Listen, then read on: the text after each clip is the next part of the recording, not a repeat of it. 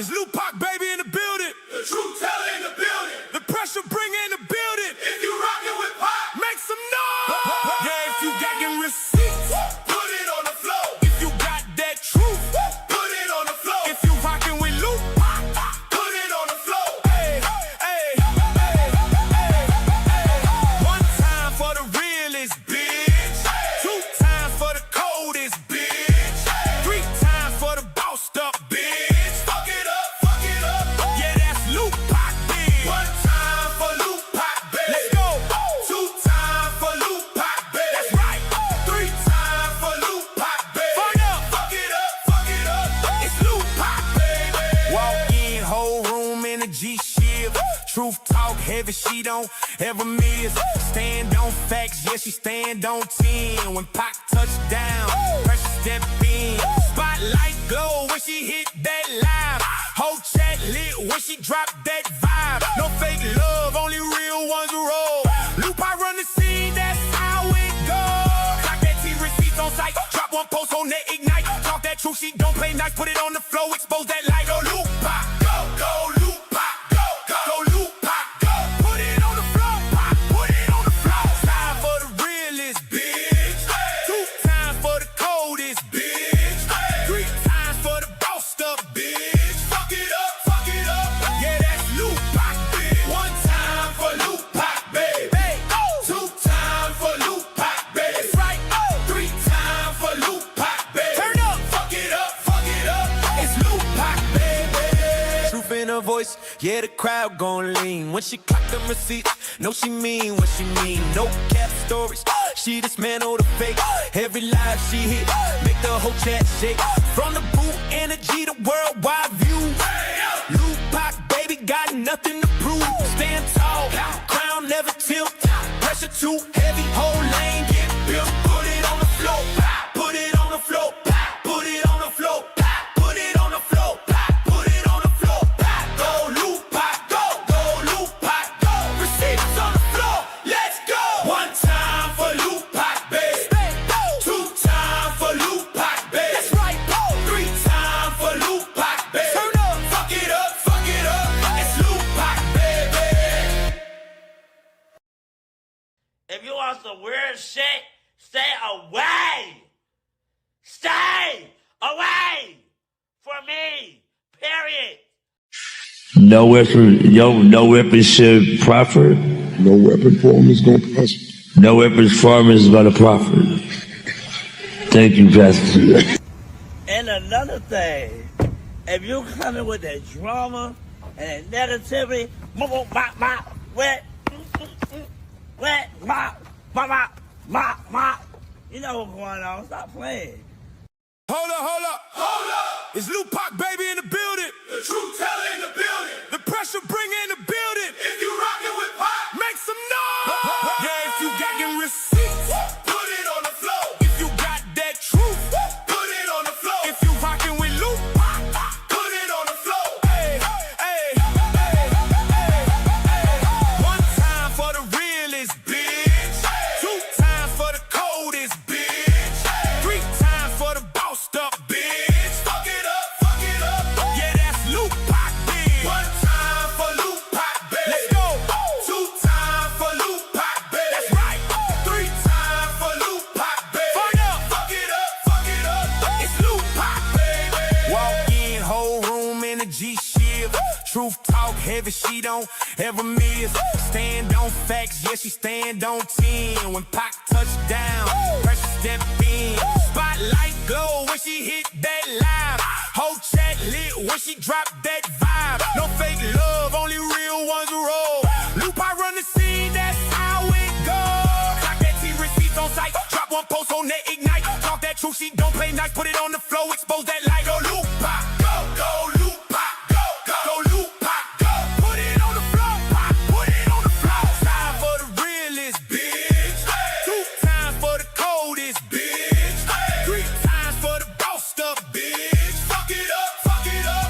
Yeah, that's Lupac, bitch. One time for Lupac, baby. Hey, oh, Two times for Lupac, baby. that's right. Oh, Three times for Lupac, baby. turn up. Fuck it up, fuck it up.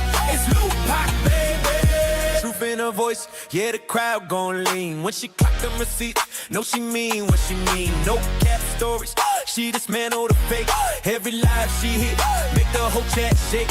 From the boot energy to worldwide view. Lupac, baby, got nothing to prove. Stand tall, crown never tilt.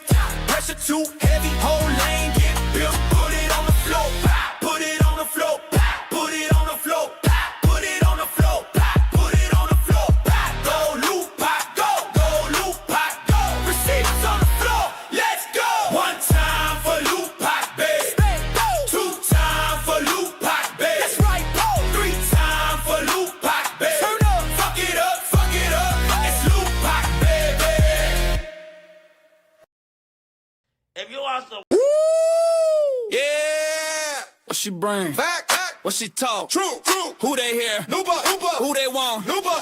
Say it loud. Yeah. She don't mum, stepping in, home run, no lies, she dismantle, every word, hard handle, receipts up, no stall, name ring, head turn, she say it, that's law, truth hit, lesson learned, what she do, Break it down. what she do, Break it down. what she do, Break it down. what she do, Break it down. what she do, Break it down. what she do, Break it down. what she do, Break it down. what she do, Break it down. then what she do, break it down, no spin talk, no fake sound, she don't whisper, she lay it down, every claim, she press check, every lie, she correct, boot state, backbone strong, stand firm, 10 toes on, she talk one, that's final, Lupac voice, undeniable, yeah, Break it down. that's Lupac, Break it down. facts only.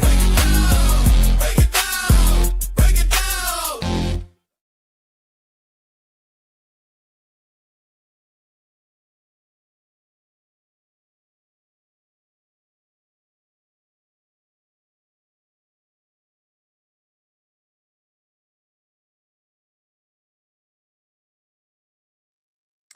Hey y'all, what's up? What's up, Pac Squad? Shout out to everybody that's in the building. Happy Wednesday. Ooh, y'all, I was trying to get it together, okay? I went and give me some breakfast so I could be prepared and nourished for this day because I'm gonna go live more than once, okay? This is just the first one. I'll probably go live again later this evening.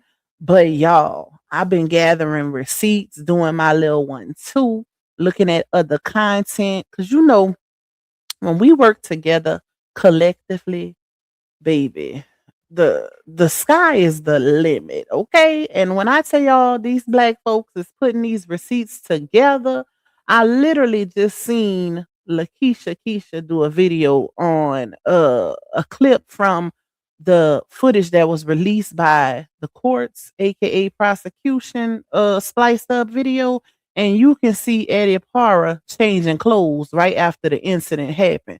Y'all, it is so much. Now I see why Ben Crump and them other big dogs took this on pro bono. And I gotta reiterate this. I said this early on when we first started seeing the discrepancies and the deception surrounding this case. Them black folk, aka the black coon, the house ninjas that's on the side of the injustice, because that's what it is, right? They talk about, well, the proof is in the pudding, the evidence, blase, blase, blase. Stay over there. Stay over there. When something happens to one of your family members, make sure them same people that you cooning for be in your defense. That's all I'm gonna say. Please stay over there. We don't want y'all. We don't want y'all, baby. We, like I said from the beginning, this was never about stripping accountability, but always about fairness. Period. And it was an unjust, railroaded situation. If you can't see that at this point, I don't know what to tell y'all. But I'm about to show y'all something that literally, and not even just that, y'all, bump believe in us, right?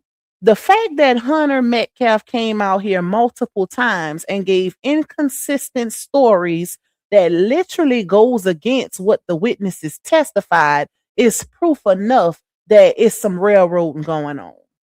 And I'm about to show y'all that. I'm gonna show y'all that. Let me go up and see who we got in the building. Shout out to the Pop Squad, baby. Hey, Shaquinley. Hey, Kiara. Shout out to Terry Bro. Copyright under Section 107 of the Copyright Act 1976. Allowance is made for fair use for purposes such as criticism, comment, news report, teaching, scholarship, and research. We got fair use is the use permitted by copyright statutes that might otherwise be infringing nonprofit education or personal use tips the balance in favor of fair use. Shout out to you for that. We got Miss Debbie. We got Miss Sheila.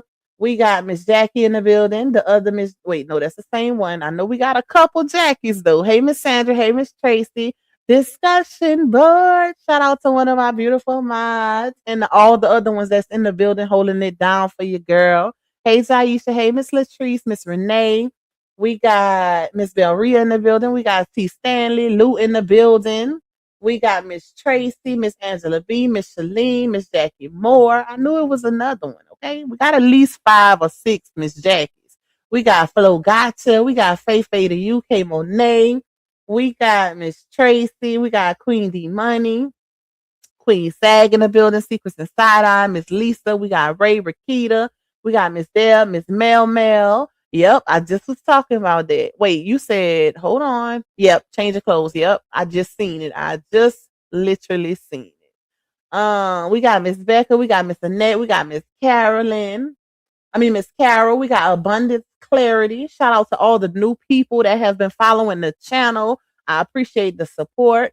We got Miss Fela, my love, Jazzy Red, Miss E in the building, Latay, Authentic Young Lady. We got Becca, Eric GG, and we're going to give a collective hey to anybody else that comes through. I know it's early in the day. Most people are at work, but I had to get this live out because I ain't been live about the Carmelo situation in like 2 days because I've been covering saga related stuff. Okay. So I'm probably do my other live on the saga later. But like I said, a collective hey to anybody else that comes through. If you would like to donate to your girl monetarily, if you just want to bless me, you can cash at me at $Lupac2. You can also buy me a coffee. Shout out to my coffee people. You can also support the platform by getting a super chat or a super sticker, aka a firework.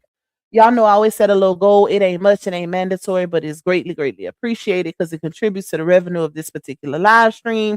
You can also support me by getting a membership. Shout out to the green team, the OGs, the newbies, and the in-between. We need to do a members live soon, but I'm just waiting on something exclusive so I could give y'all, I like to give y'all a little extra spice, a little extra seasoning over there in members only, baby. Make sure y'all watching them ads. Please hit that like button, y'all. And at the end of this live, hype your girl up. Y'all know the vibes, child. Y'all already know. Y'all already know. Hey, manifestation. Miss Carol said, Lupac, I watched the live this morning, and the young lady said that Hunter dad took him home to change his clothes because he had so much ketchup on him. I wonder if that's why Hunter lied about helping his brother. Now I did see that. That was a part of one of those news interviews, if I'm not mistaken. I remember seeing that where it was stated that, and it went along with Fox trying to interview Hunter at the scene. If y'all remember, it was stated that they tried to interview him, but he was so what's the word I'm looking for? Hysterical. He was so allegedly hysterical and couldn't speak, in shock and just screaming and hollering that he couldn't speak with the news right then and there, right? But lo and behold, he goes home, change clothes, take a shower, change clothes allegedly with his dad, and then pulls up to do the news interview with his mom. So you couldn't do it. Never mind. Never mind, child. I personally feel like they had to get their story together because they knew that this wasn't going to end well and they didn't want to speak prior. But let's go back a little bit. If y'all remember, I showed y'all that comment where, hold on, let me pull it up. Because that's going to go along with what you just said. 1 second. Let's see. I got it saved. Let me find it real quick. And this is something I've been telling y'all to keep in the back of y'all head because it is very, very, very relevant to this situation. Is this it? Wait, hold on, let me crop it because it's too small. So I can show y'all. Hold on, y'all.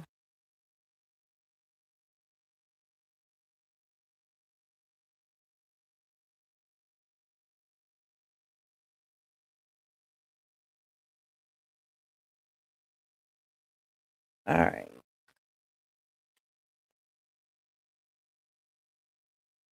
Okay, let me send it to my email.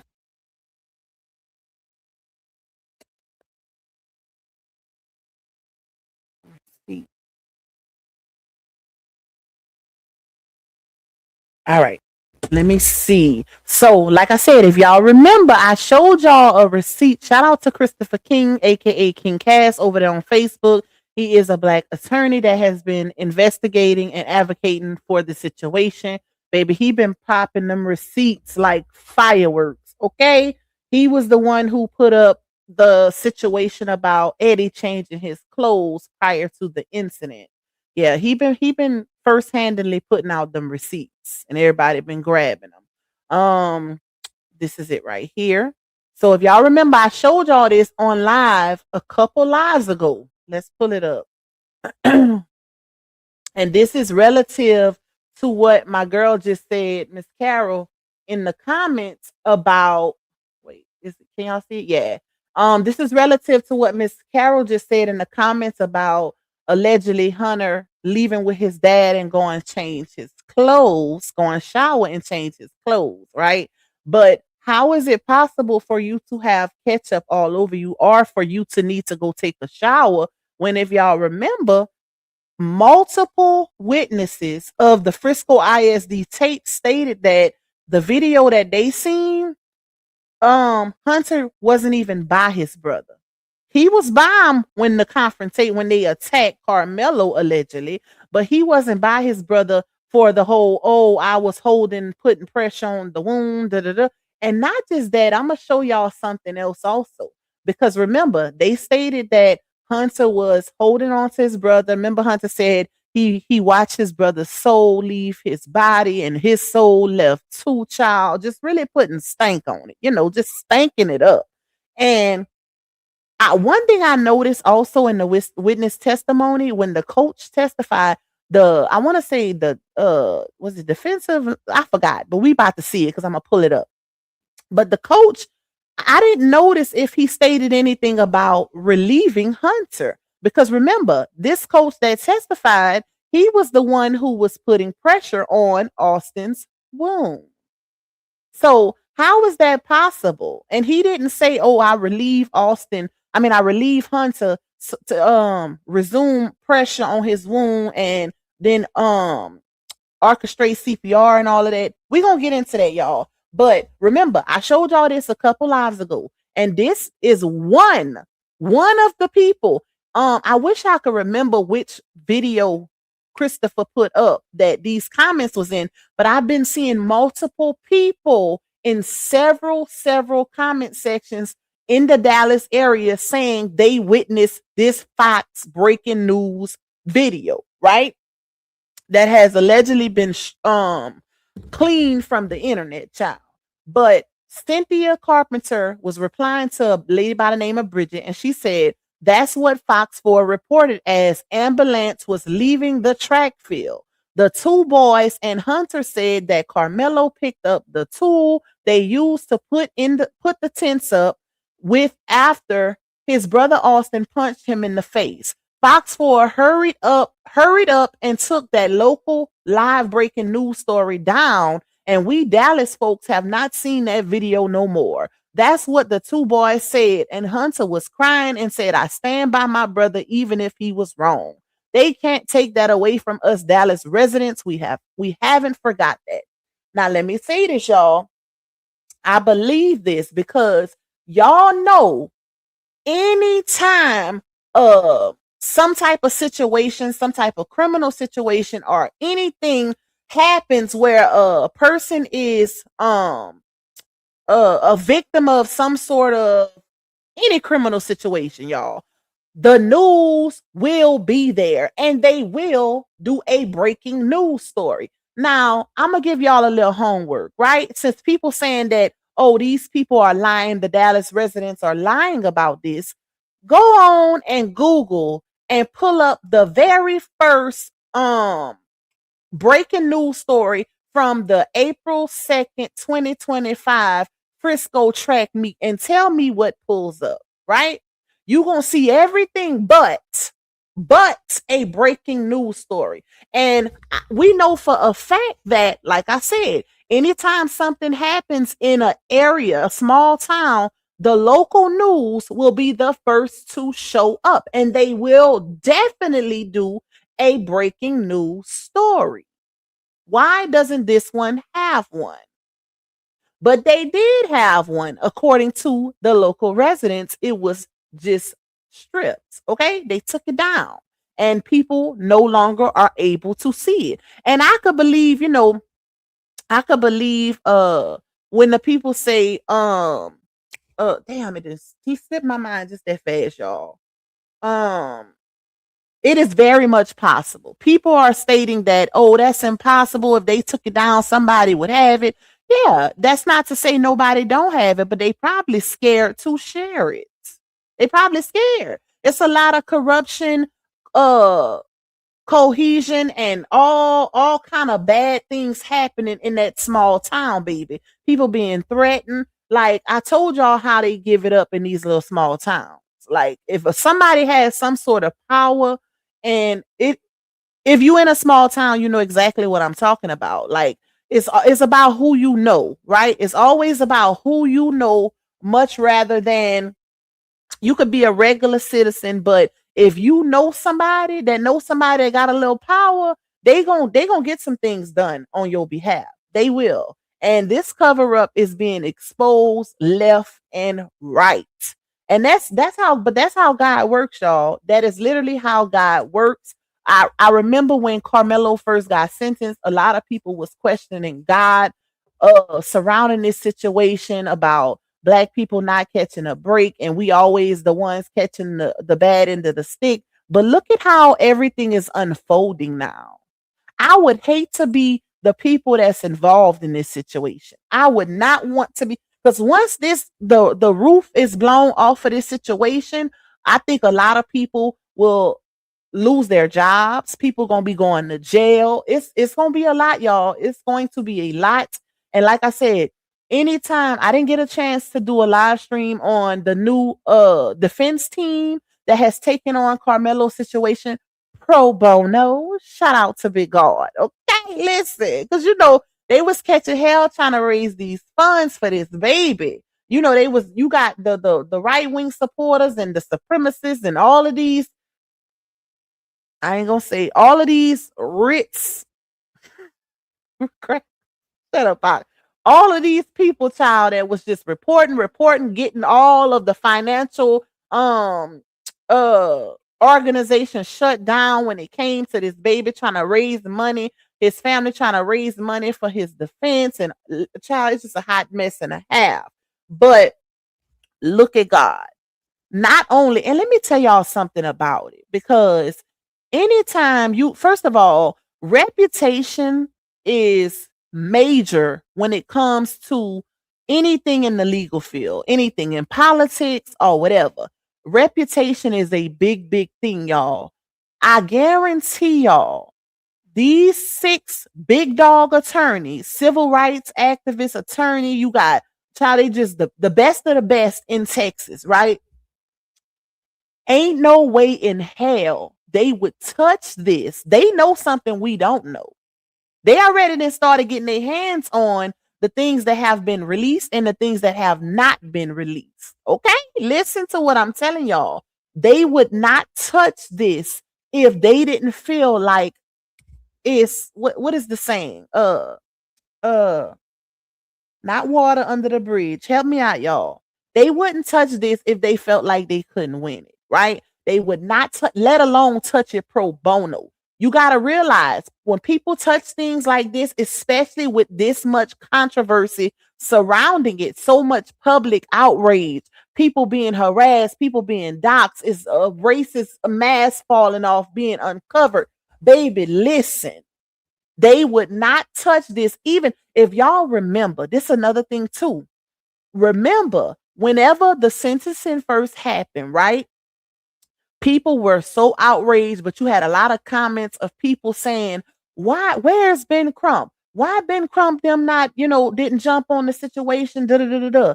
And I remember vividly people stating that Ben Crump does not touch these type of situations unless, emphasis on the unless, cap on the unless, baby, capitalization, unless civil rights have been violated. Okay? And on a federal level, and or on a federal level. So why has Ben Crump the head representation of this situation? Notice, what's her name, y'all? The top attorney at his firm, at Ben Crump's firm. She's one of the six. Clues, I think her last name is Clues, if I'm not mistaken. Don't quote me, but I think that's her last name. But it just shows that we the people ain't outraged for no damn reason. For these civil rights activist attorneys and, you know, all of these big dog attorneys from different law firms to be not only taking this head on, but to take it pro bono speaks volumes. Some may say, oh, they only doing it for clout. No, this is bigger than clout, baby. This is way big. Because listen, just as much as it is people that can bring clout to the situation, is just as much racist supremacists also on the other side. So you got to be real careful. Just like when you got these defense attorneys that take on clients that have allegedly unalived somebody, right? They can receive a lot of backlash also. With clout also comes major backlash, and it can be very, very detrimental to their business and reputation. Okay? So, yeah, this is major. This is I don't think people realize how major it is. And when it comes down, we're gonna get into that later. When it comes down to the whole people doubting if, now I've heard that only at least 90% of appeals are denied in Texas, right? So that leaves 10%, which is very, very low. That's another thing, y'all. For those big dog, those 6 big dog attorneys to pick this up, it's like it's easy as 1, 2, 3. It's easy as 1, 2, 3. And we're gonna, a little later in the live, we're gonna go into the Batson challenge and, the whole appeal and what could potentially be what potentially could fall under grounds for appeal when it comes to this Carmelo Anthony situation. I'm gonna tell y'all what I think is gonna be a win for him with his appeal. All right. Now let's take this down. Hey Frey, you said because that baby civil rights has been violated, Carmelo has proved God is much present. Yep. His rights have definitely been violated, in my opinion. Hey, Miss Dorothy, that's why they didn't show the weapon in court, because Hunter fingerprints was on it, allegedly. I think that was the weapon the young man threw in the trash. Thank you, Miss Renita. She says, "Stay pop. Thank you for my first firework, my love. I appreciate you." All right, let's get into these receipts that I didn't found, y'all. Hold on, let me see where I want to start. We're gonna start with the witness testimony that I found. No, you know what? Since this is the first thing in my caption, y'all notice my caption says, "Did Austin Metcalf have 2 poke wounds or 1?" That's the first part of my caption. Let's start with that first. And let me show y'all why I said that. Okay. So this right here, y'all, this is one of the testimonies. Notice CBS News had can y'all see it? Let's see if I can make it a little bigger.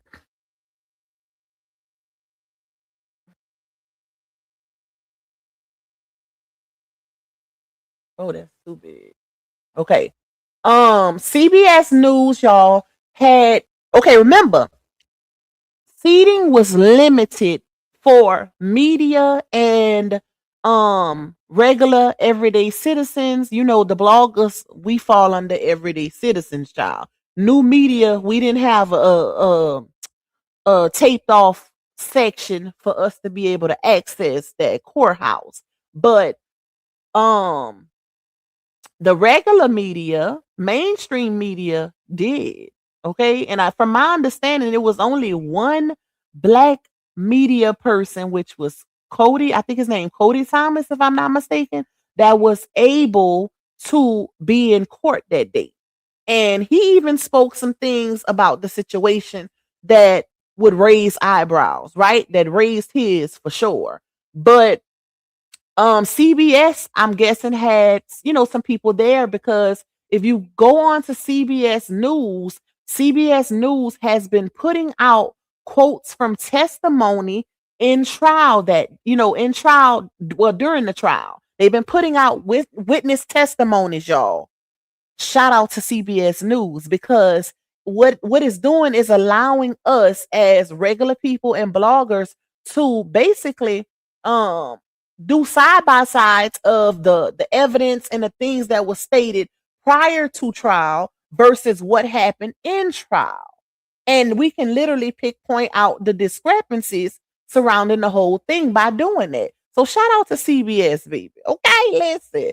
Frey said, love the jewels you've been dropping with Freezy. I love this for all of UCC's Justice for Mello. Thank you, Frey. Oh, yeah, I've been hot and heavy in Freezy's chat, okay? Shout out to the bro. And they've been showing me a whole lot of love. I've been getting a lot of subscribers coming this way from the Freezy family, baby. They might as well get rid of the news anchors because YouTube's taking over. That's a fact. They'll never get rid of them, but yeah, we are definitely taking over, y'all. So let's get into it, right? So it says next, the prosecution called Joshua Redman. Y'all, this right here took me up out of my seat. Okay?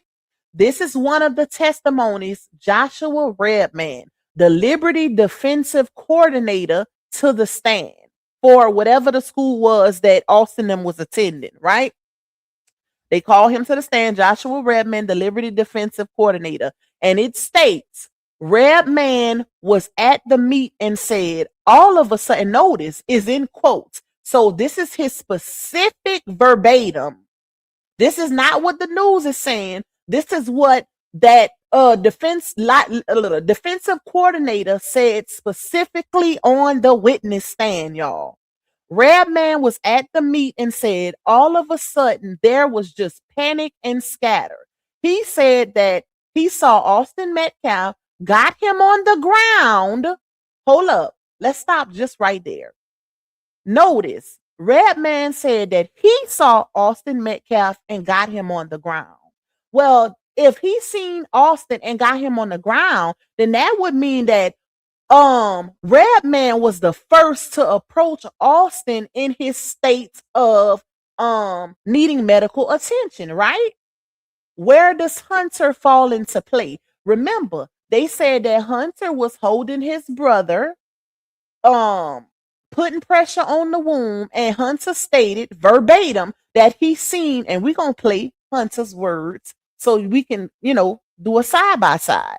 But Hunter stated verbatim that he was holding his brother's wound, and he seen his brother's soul leave his body, and his soul left also. Doesn't this kind of co-align with the people that seen the Frisco ISD video in real time without the splicing and editing, when they said Hunter lied and he was never holding his brother? They said when they seen it, the coach was holding Hunter, stopping him from going over there. Every single person that testified to that Frisco ISD video said the same thing about Hunter. But that's not what Hunter said. Hence why they didn't put Hunter ass on that stand. Why you got these coons, these black coons, that's, oh, y'all, black people need to learn how to take accountability. And the law said this and the law said, baby, the law is flawed like y'all. Okay. The law is flawed like y'all asses. If the law was so fair when it comes to us when it comes to us black folk, we wouldn't be having this issue. Okay? We would not be having this issue if the law was in our favor like all of our other people. Okay? So let's go back. Redman, he said he saw Austin Metcalf, got him on the ground, put pressure on the wound, and asked a coach to call 911. This is what the defensive coordinator testified to, y'all. He was the first to put Austin on the ground and apply pressure. So at what point does Hunter come in at? Did he swap spots with the coach? I would think not. Like, logically thinking, right? Why would, and let's say that what people was to say, oh well, it's possible that the coach swapped spots with Hunter.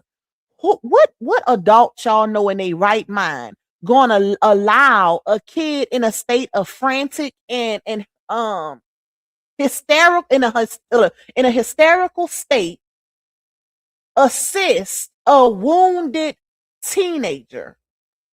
They not gonna do that. So that's just basically clocking Hunter's lie. Okay.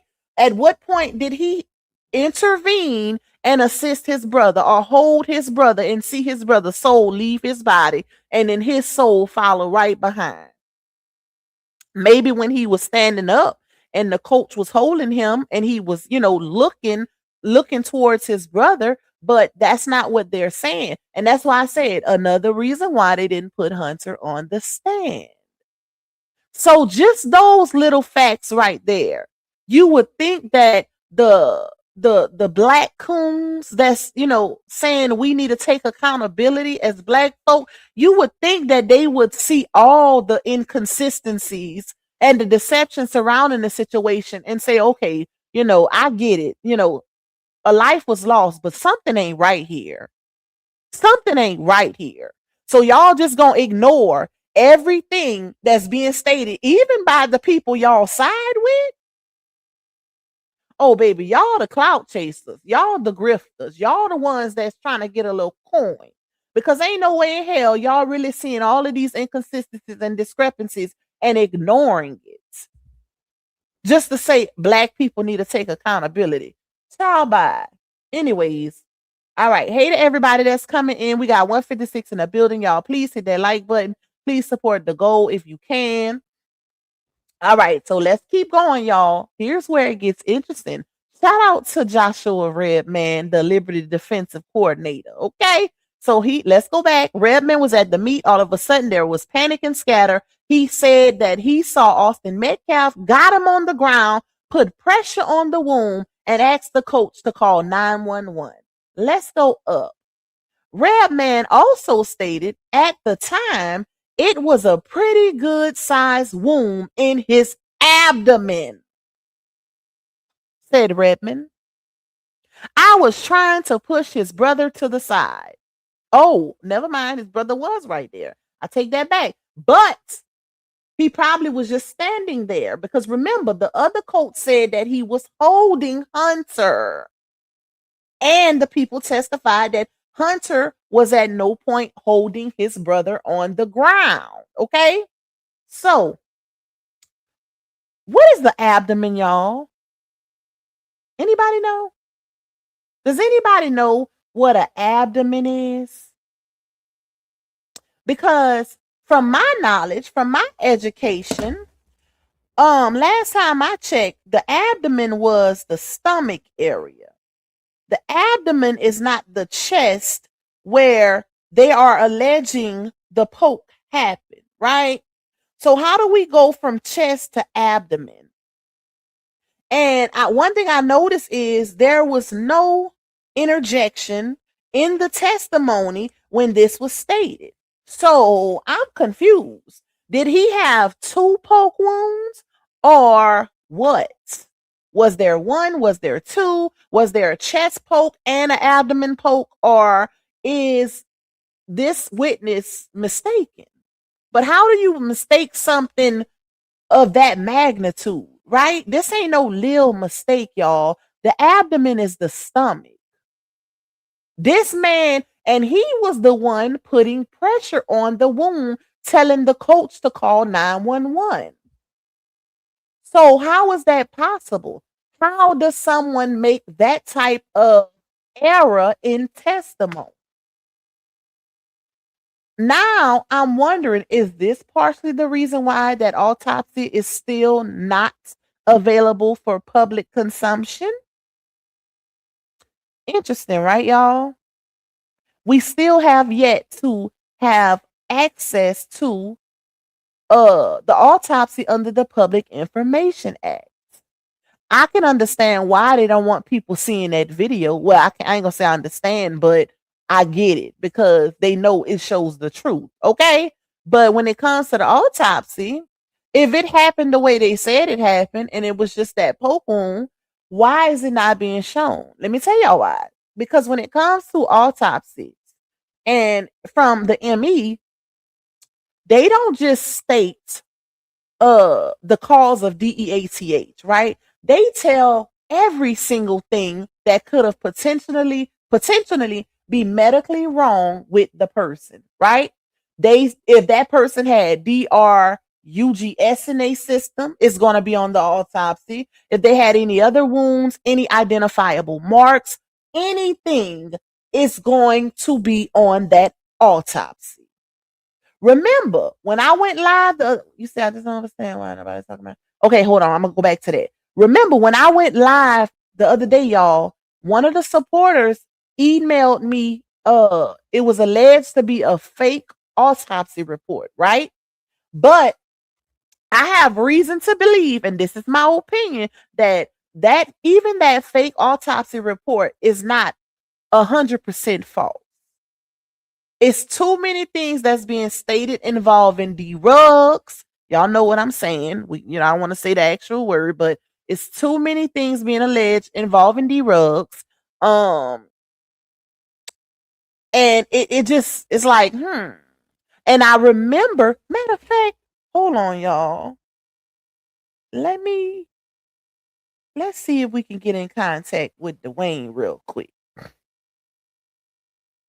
Hold on. Because he was one of him along with other people that been working behind the scene as advocates, etc., has stated, let me follow him, has stated that they've been on this situation since it first happened in April of 2025. And I remember him saying on an interview with Lakeisha Keisha that they actually requested the autopsy early on. And they had to put pressure on the ME because they wasn't responding to them at first. And then finally, because they put so much pressure on the ME, they sent them a leak, right? They sent them a leak and it stated that allegedly there was drugs in the system. And then he said that's typical whenever there's some corruption going on. What they do is if somebody's trying to forcefully withhold them from releasing that information or they know it's some corruption surrounding it, they'll change up the numbers, right? They'll switch up the numbers a little bit and they'll leak it. And then they'll later come back and say, oh, it was a mistake. That wasn't right. Blase, blase. But Dwayne said that they've spoken to many students that know both parties and that go to that school, the same school as the twins, and they said that they allegedly seen, I'm saying allegedly because I wasn't there. They said they allegedly seen Austin popping candy early that morning. Okay? Hold on, y'all. Let me message this person real quick. Because I want to see if I'm going to send him that fake autopsy. I mean, that fake medical report to see if, why I can't see, I hate on Instagram when you first message somebody, like they have to respond before you can send them something. That is crazy. When did Instagram start doing that?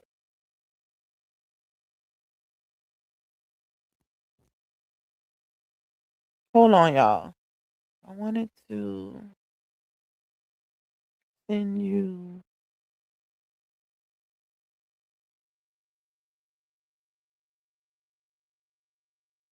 One second, y'all. Medical report that is going around to see it's um if it's relative to the leak that you said the ME sent you that while you were on.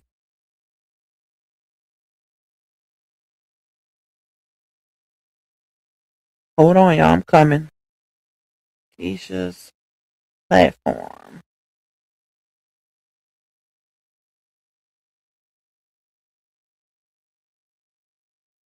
Okay, hopefully, I don't know how Instagram work if they send the messages to message requests or if they see it right away. I don't know, y'all, because I don't be on Instagram like that. People be following me over there, but I ain't got nothing but some food over there, child. So I'm gonna have to see. Let me see.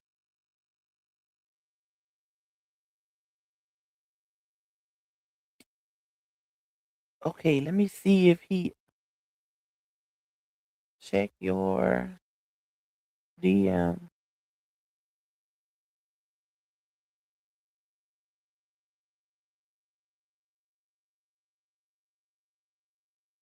All right. I need him to respond ASAP. Salute to King Cass. Hold on, y'all. Hmm, what is this? One of my players sent me this. It was going around today. Sad. For context, Facebook was the original post. I keep receipts. This is sad, but a true statement. Though our actions, good or bad, have consequences, these actions lead to a life being taken, and the other altered for life. Praying for all involved. What did it say? Oh hell no! Wait. I hope we learned a valuable lesson today. Don't break people's stuff, and you still be alive. Keep your hands to yourself. Now that's another thing too. Notice it said, okay, y'all. I'm looking at something um on Dwayne's page on Instagram, and somebody sent him a screenshot of Austin, and on it it says, I hope you learned a valuable lesson. Don't break people's stuff, right? Now, remember, on my other live, I told y'all that I was looking on Reddit. Reddit had a lot of receipts back in April of 2025 when this thing first happened. But lo and behold, they deleted everything except for the comments dragging Carmelo. And you can tell they deleted everything because it still says comment deleted, comment deleted, comment deleted under every single thing, y'all. Anything of, and it was people in that area that was in those comment sections. That's the good thing about Reddit. When something happens and news is reported, people typically in the area where it took place will start putting conspiracy theories, facts, opinions, falsehoods, all of the above. Okay.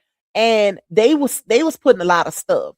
And one of the things that, see, they didn't delete a few of the things that I would consider receipts because they were like comments under comments. So they didn't catch those. But I caught a few of them over there of people stating, I heard that they had an incident a week prior over a girl I'm not saying this is true, y'all, but this is just what I seen, right? And then they had comments where some people were saying, I heard Austin broke his phone first and took his bag, or broke his phone. And then I seen people saying, I heard Austin broke his phone, as if Carmelo was sitting under the tent scrolling on his phone, sitting next to Eddie. And then Austin broke his phone, took his bag, and it was something about an iPhone charger also. Okay? Something about that. And then whenever when they finally put out the pictures of the evidence, I noticed that one of the things in Carmelo's bag was an iPhone charger too. So I'm not saying that, all this is factual, but just for thinking points. Just for thinking points, y'all. All right, let me see. Hold on. He said every kid, staff members, and other families, and even the surrounding cities knew the Metcalf twins were bullies. Many adults knew Jeffrey Metcalf is a bully. This is where that photo comes from on April 2nd, 2025. Oh, wow. From Facebook, every delusional Metcalf supporter, free Carmelo Anthony.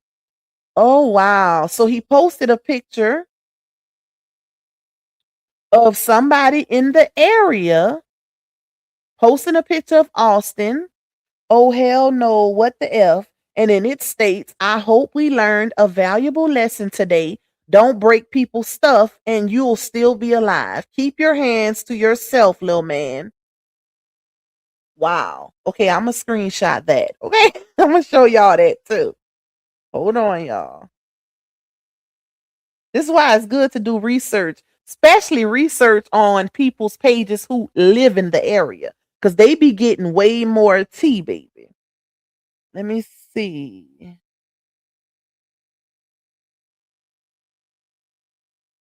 Oh, he put a closer picture. Sent by a student. So, okay. He posted it 3 days ago, y'all, and he said, this is from April 2nd, 2025, the day it happened, y'all. He said, sent by a student within an hour of the twin bullies and their thug friends assaulting Carmelo.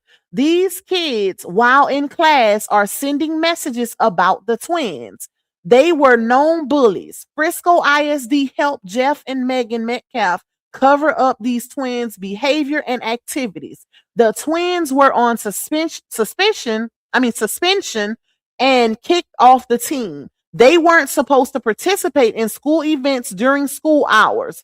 This is the fault of the Metcalfs, Frisco ISD, and the coaches that allowed these thug twins to be there April 2nd, 2025. Free Carmelo Anthony now. So he posted a picture of the kids. So the day it happened, y'all. Well, I'm gonna put the picture up so y'all can see a little more context. Supreme, who is that? Supreme EL. You say I can send you the pics of the knives. I think multiple children had multiple. Wait, let me see. You have more context. Hey, Miss Angela, Miss Patrina, show enough. My dream star, everybody that's coming in. Sounds like they need autopsy because what if it was D Ruggs and he was stabbing and stuff? Listen, the fake autopsy that's floating around, y'all, it shows that D Ruggs, Molly, fentanyl, and something else would have been the primary cause of D, and it says secondary stab wound victim. So that's the fake one. What if the real one come out and it co-aligns? That would be some shat. Okay, listen, that would be something. But if they're withholding, y'all, I feel strongly in my spirit, okay, in my Medea voice. If they're withholding that autopsy this long, and it's supposed to fall under Public Information Act, the public is supposed to have access to it. The trial is literally over. 9 times out of 10, allegedly, in my opinion, they probably doing some switching around. Okay, yeah, they probably doing a little editing, a little altering to that thing, just like they did with that video. Let me see. You said I just don't understand why nobody is talking about the 2 knives found on the scene. On the bleachers, they were entered into evidence as 34 and 35, one silver, one gray. Okay, now let me tell you what I know about that. It wasn't 2 that was found on the scene. Now, I'm not saying 2 wasn't on the scene because guess what? We now have video clip of somebody throwing something away in the trash, then going back to retrieve it out of the trash, then hauling ass like a superhero. Okay? They thought Carmelo had superpowers that day. Whoever that was that went throw something in that trash can and then double back to retrieve it. And then if y'all and shout out to Freezy, because Freezy showed the clip and proved that the clip was altered because when Carmelo first ran, when he was at the top of the canopy, and then he ran to it would be our right. He ran towards our right, his left to go and find the coach. At the same time Carmelo was running, it was another kid running that had on black, and he threw something in the trash and then ran back to under the canopy. So then the clip goes even further, and the trash can is now on the ground. How is that possible without a piece of that clip being edited out? The trash can was still very much standing when Carmelo ran and when the guy threw that whatever it was in the trash. But when it goes into the next scene, and because that's exactly what it did, spliced up scene, it was on the ground. But at no point did it show how the trash can got on the ground. So that lets you know it was definitely altered / spliced, edited up. So when it comes to those 2 knives, y'all, what the evidence is showing, exhibit 34 and 35, one is the actual multi-tool that they allege Carmelo used, and the other one is what they showed in court. Now, why they put both of them as out as evidence exhibits, I don't know, but they used the one I don't know. Wait, let me see. Hold on, because I got a picture of them. I think the green one was the one that they allege Carmelo used, and I want to say the gray one is the one that they showed in court, allegedly because the prosecution didn't want to put on gloves. They didn't want to put on gloves, child. That as if that was a good enough excuse. We don't want to put on gloves, so we're not gonna present the real unalivened weapon, right? Where they do that at? Child, in the OJ trial, they even made OJ put on the unalivened gloves himself to show the jury. That's how you know this whole case was mishandled. And shout out to the public, I think it's public opinion court or court of public opinion. Shout out to that ex-prosecutor, that lady, the one we reacted to her video the other day. Shout out to her because she been doing her big one also with this situation. She used to be a prosecutor in Texas, y'all, and she is exposing their asses left and right for the corruption, especially surrounding this case. And she said, it was something, hold on, let me see. It's going to have to come back to me. But it was something about, because I seen Lakeisha interviewed her again last night. Hold on. She was saying how even Frisco PD didn't do their jobs. So either they was in on it too, allegedly, or they just some lazy, you know what. But they dropped the ball heavily in this situation. How the hell is it possible, y'all, for the public to be seeing all of these new findings just within the video? But the Frisco didn't catch none of this. None of this was shown in court. You got Eddie allegedly taking off his clothes right after it happened, holding it as if it got ketchup on it or something, some type of DNA on it. You got another kid running to the trash can soon as something after the attack happened under the canopy. He throwing something in the trash, then running back, then going get it out the trash, then running hauling ass out of the frame of the video. Like what? You got people disappearing under the canopy, becoming ghosts. Like what is going? You got one damn witness, the defense coordinator testifying he was putting pressure on Austin's abdomen. Like, y'all, this is all over the place. Now y'all see why they didn't want us in court. Now y'all see why the media couldn't be in court. Why there were no cameras allowed. Because they just was able to do what the hell they wanted to do. And Judge Roach, you made a very good point when you said when cameras, he said verbatim on his interview right after the trial. The interviewer asked him, was it hard making the decision to keep the cameras away from your courtroom? And he said, no, it wasn't hard because studies show, or I've seen in other situations where cameras are in the courtroom, prosecutors, the judge, the defense, they don't move as if how they would move if they weren't no cameras in the room. Of course they wouldn't. Because guess what? All eyes on you. Full transparency. You got to do the right thing if you got cameras on your ass.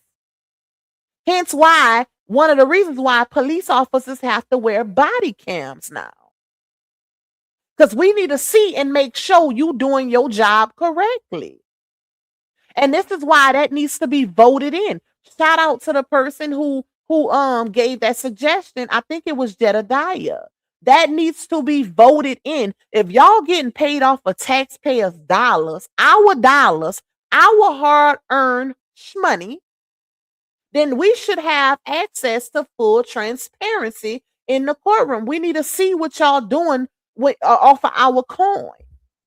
We need to make sure y'all doing y'all job correctly, serving the people. Period. If no, it's no reason. And I guarantee you, if cameras was in that courtroom, you wouldn't have had not Austin, child. You wouldn't have had Hunter on giving a victim statement, telling Carmelo, look at me, boy. Look at me, boy. Look at me, boy. Boy, look at me. Look at me, boy. How the hell was that allowed? Mike, was you asleep? Did we go back to the 1940s? Look at me, boy. I'm talking to you, boy.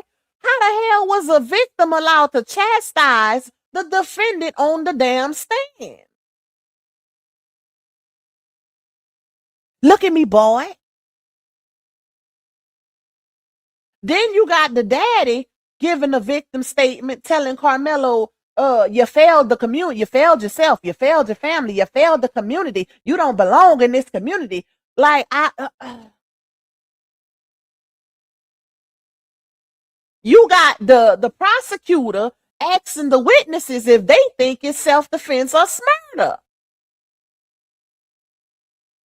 I guarantee you none of these things would have took place if cameras was in that courtroom. How the hell y'all asking 15 to 17-year-old, or let's push it a little bit, 15 to 19-year-old witnesses? They had to have been a little old at the time. Because if it happened in 2025, okay, so we're going to say 16 to, well, not 16, we'll say 17. Because some of those people were like younger kids too that was there. Because remember, the little girl in the poncho, she was said to be one of the kids' little sister. She went flying. When the altercation erupted, they knocked her ass down. She flew at the bottom of the damn bleachers and disappeared in the frame. How the hell a yellow poncho disappeared?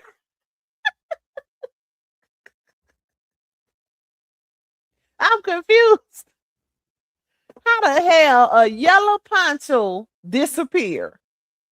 Like, make it make sense, child.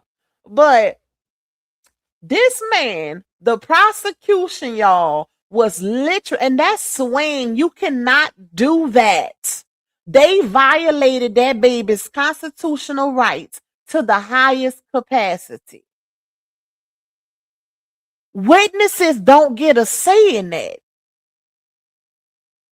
And the fact that the prosecution put those questions together and the damn defense, ineffective counsel, We're going to call him Mike Ineffective Counsel Howard. How the hell you allowed that to happen? And we're going to go back to him, y'all. Remind me to go back to him because I want to go a little further into Mike.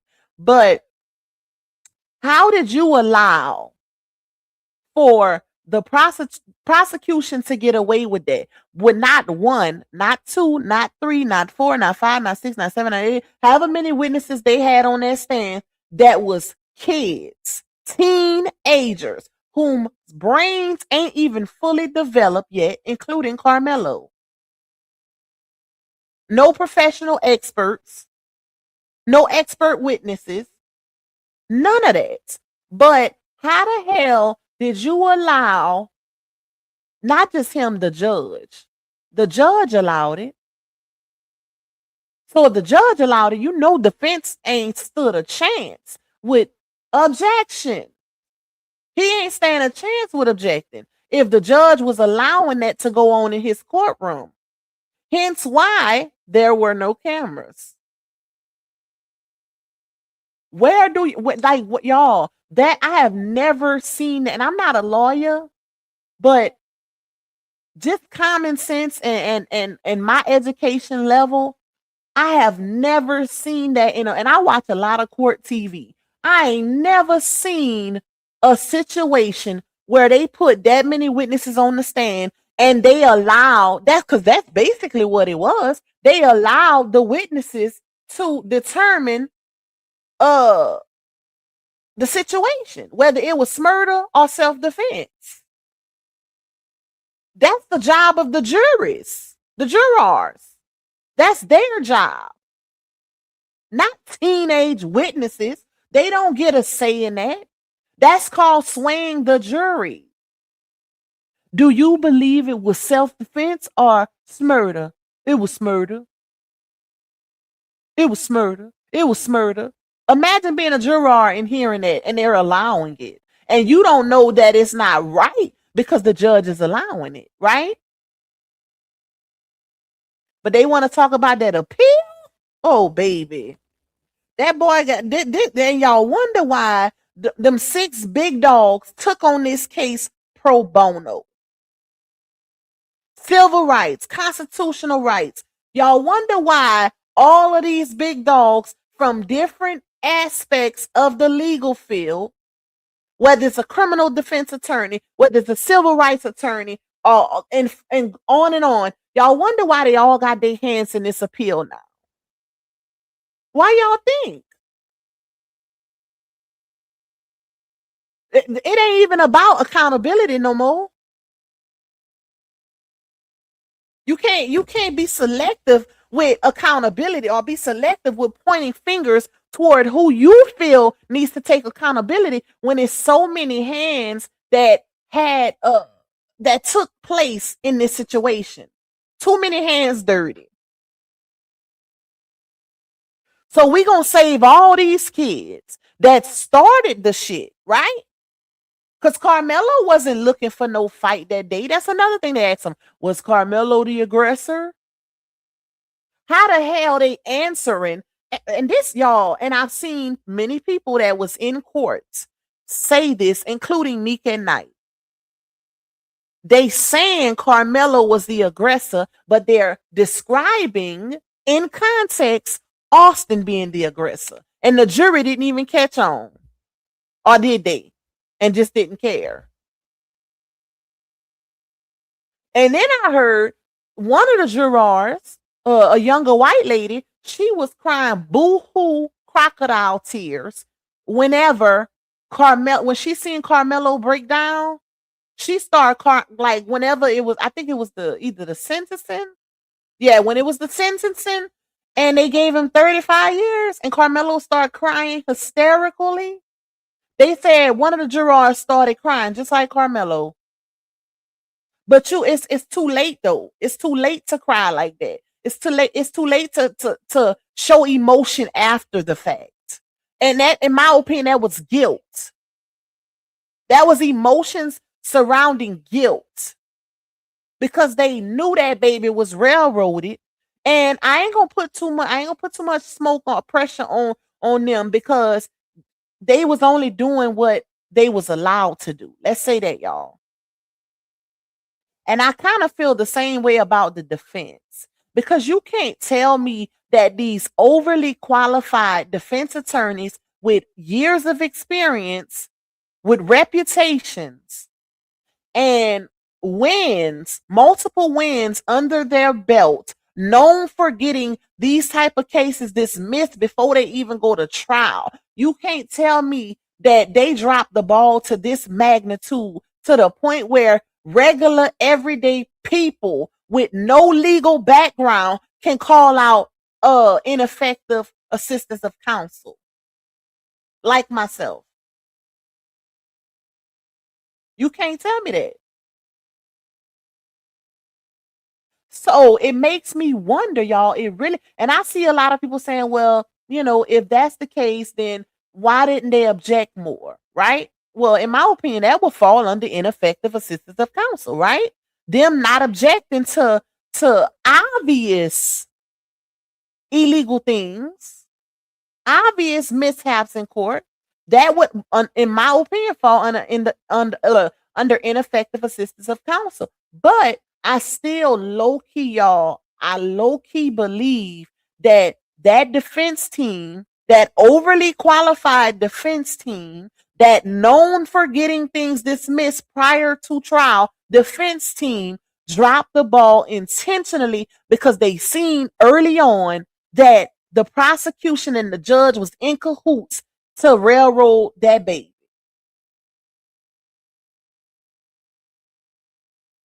I believe that, y'all. And people saying, well, it can't be that because they didn't object. And in order for things to be looked over on appeal, it has to be objected to on the record, right? But guess what that defense team did do? Guess what? The if not the only objection, but the main objection that defense gave, guess what it was for? That Batson challenge. The most obvious appeal, the most obvious legality thing that could be grounds for appeal, he objected to. The Batson challenge. The jurors, not one black juror in a small town with 10% being black folk. They couldn't find one qualified black juror. And it was said that it was like 600, it was 600 people from that community that was in that jury pool. Multiple educators, jurors with people with all kind of different backgrounds. Multiple educators in that jury pool. And the 3 most qualified black potential jurors they struck for the reason of them being educators. But guess what they fucked up? Guess what they fucked up, y'all? They left an educator on the jury. A white one. Batson challenge. So when people say, "Oh, it's so hard to get appeal, only 10% appeals, or not 90% of appeals are denied in Texas," baby, this one is easy. This one is easy. They broke too many laws. They violated too many rights. It's obvious.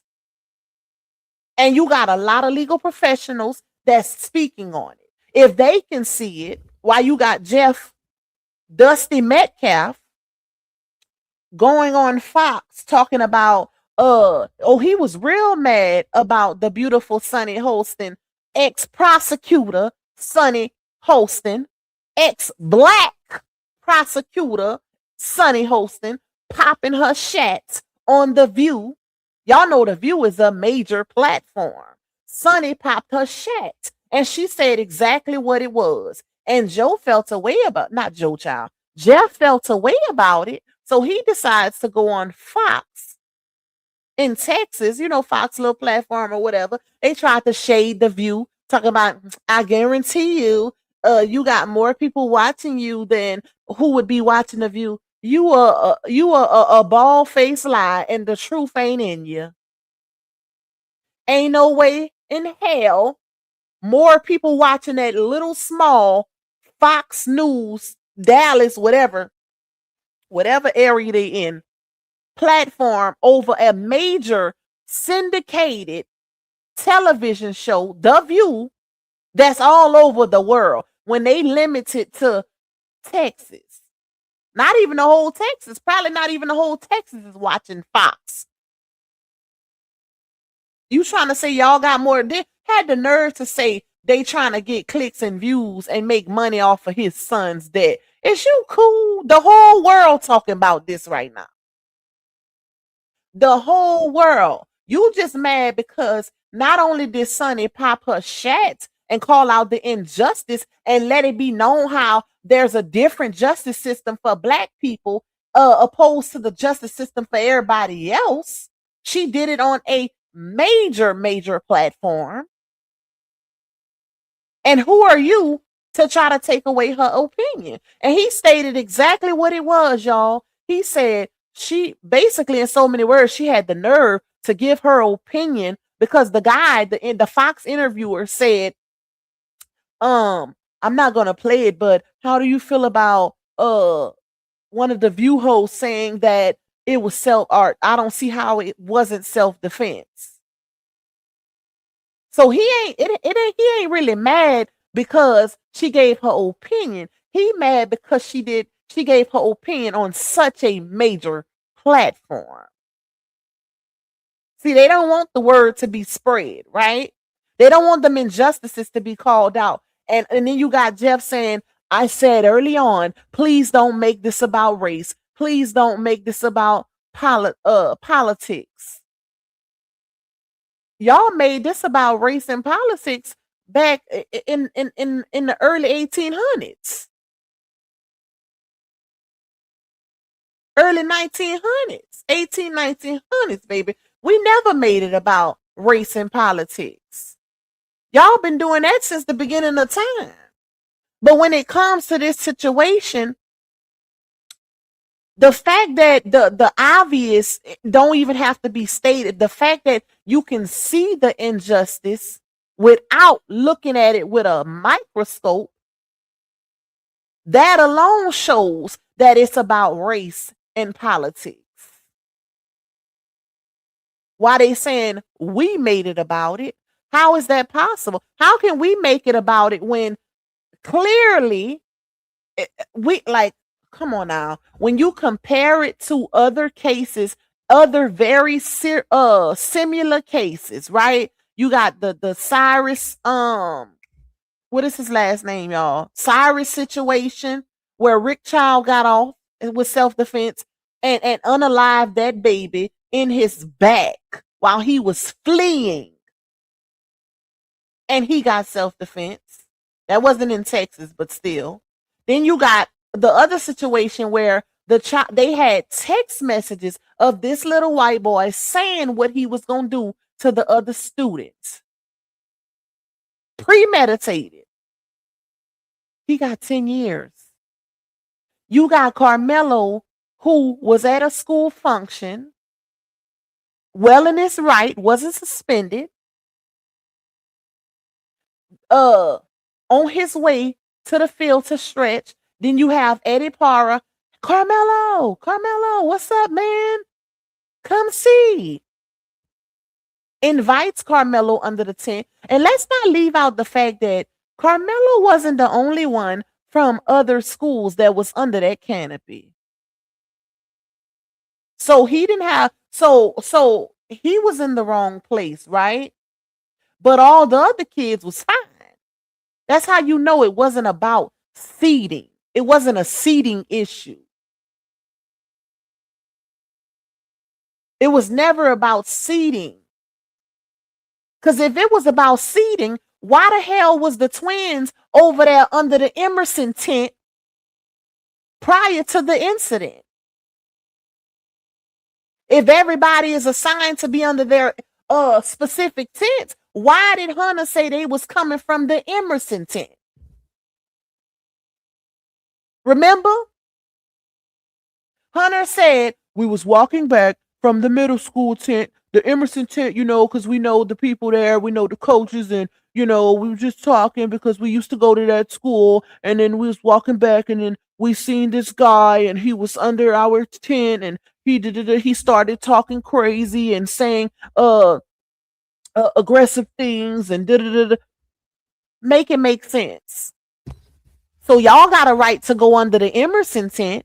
Now, mind you, let's plug something else, y'all. And I know I'm rambling, but I'm speaking facts. I might be all over the place, but that's how my brain works. I'm speaking facts, though, according to verbatim statements. Let's say that. Emerson, right? Let's plug that in. Let's plug Emerson in. Remember, when Dwayne did that interview and stated that if you listen to the police, the 911 call, you can hear, but it's hard to hear it because they're talking about Austin. The call is about Austin, but you can hear the police radios in the back. They was looking for a suspect that was harassing. It was one. Dwayne said it was one teenage girl, middle school girl from Emerson that showed up to represent that school. And the parents, the Metcalf parents, was allegedly already there because they had been called early in the day because it was alleged that those twins was messing with that little girl. Allegedly. But guess what? Guess who co-signed that? Hunter. Hunter let it be known in his one of his statements, one of his TV interviews, that they was on their way back, him and his brother, from that Emerson tent. And that's why Dwayne say they talk too much, because they told on themselves majority of the time. Hold on, y'all.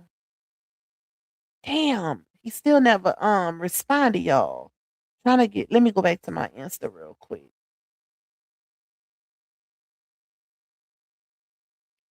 Trying to get a response. I can't see if he's active.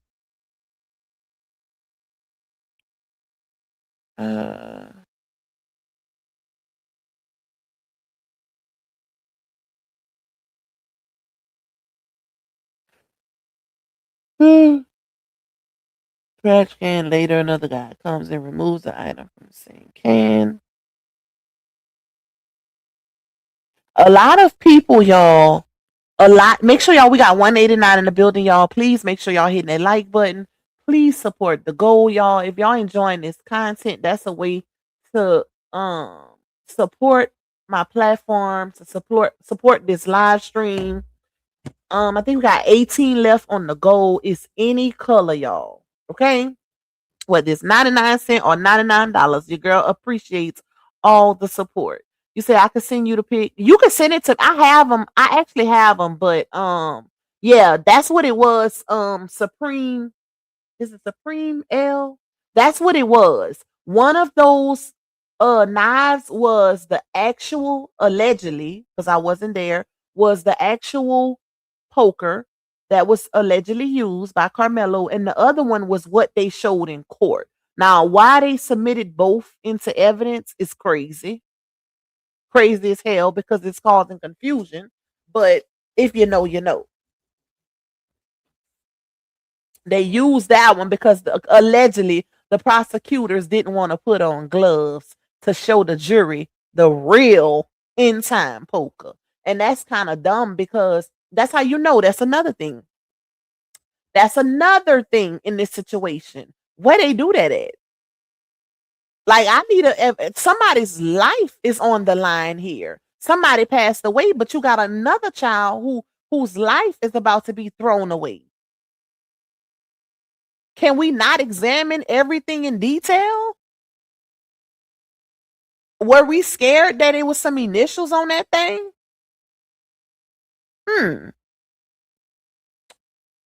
Lee said right after the trial, Drew contacted him and asked him for help. That's the same man the public opinion court said he should have been in contact with them, and when it first, yep. He the one who from my understanding, set everything in motion for the dream team now. Shout out to him. Pac is also a video going around that Eddie was seen taking his clothes off. Yeah, I spoke on that when I first came live. Y'all. Um, let's see. You said which group? You said both of the knives were found on the bleachers? Really? They are pictured in the same spot. Oh yeah, that is true. That is true. Well, that's what I heard. Okay, but that is true. That's a major discrepancy. That is a major discrepancy. Why, if that's the case, and I don't think nobody caught that. So you can send it to my email. I think I have them already. I do have them. Let me see. Hold on.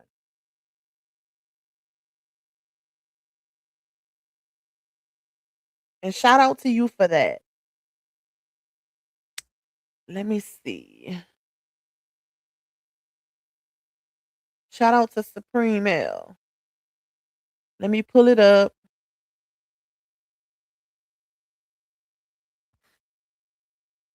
Hold on, y'all. We got a lot to cover because I got a lot of things I want to talk about.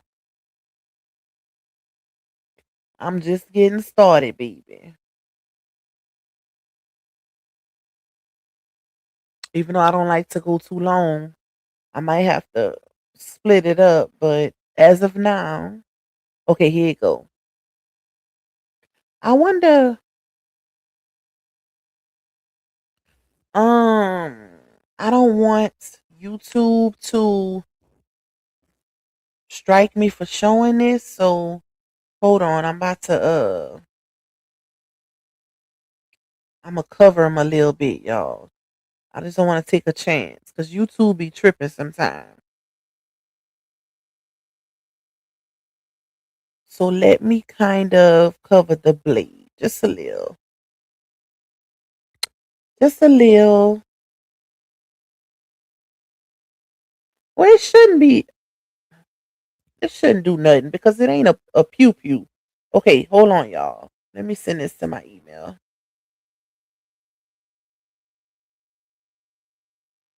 I get what you saying, Supreme L. All right, let me go back to Dwayne Page.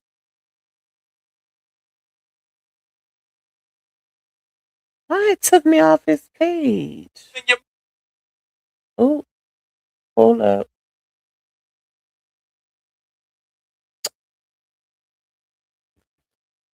Excuse me. Who is this?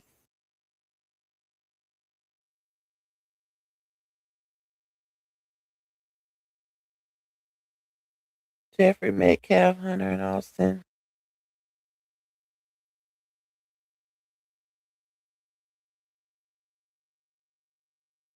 Okay. I'm trying to see if he got any other, not the full video. These are the messages I get daily.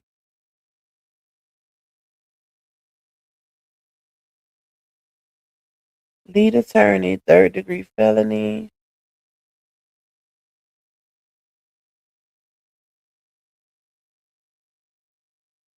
Okay. All right. Okay.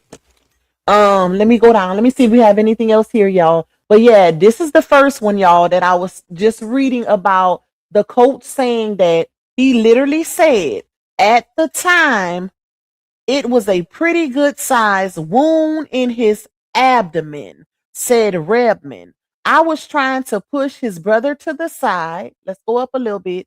And then he says, um, he testified that it felt like 10 minutes had gone by before paramedics arrived. And he knew Metcalf was gone. That's what the defensive, that person said. He said, Rebman said he talked to detectives and went back to the high school to talk with other coaches, adding that he couldn't believe what happened. The prosecution then played the 911 call as the Metcalf family tears, wiped away tears. Okay. So keep that in mind, but make it make sense, y'all. Who don't know that now this is why does it keep doing that?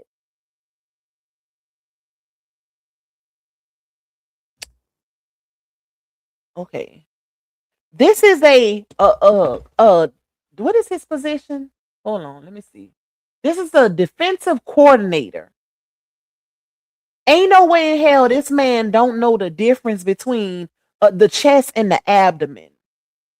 He had first hand accounts because he was putting pressure on it to stop it from allegedly from the ketchup from coming out. Make it make sense. Why did this man testify that he was putting pressure? He said it was a pretty good size wound in his abdomen. Not only did he not just say abdomen, he said it was a pretty good sized wound. And that's not like a simple mistake because the chest is up here, right? Up top. Your abdomen is down low. So it makes me wonder, was he poked twice? Was he poked twice? And if y'all notice on the picture, remember, from my knowledge, they didn't even show the autopsy in court either.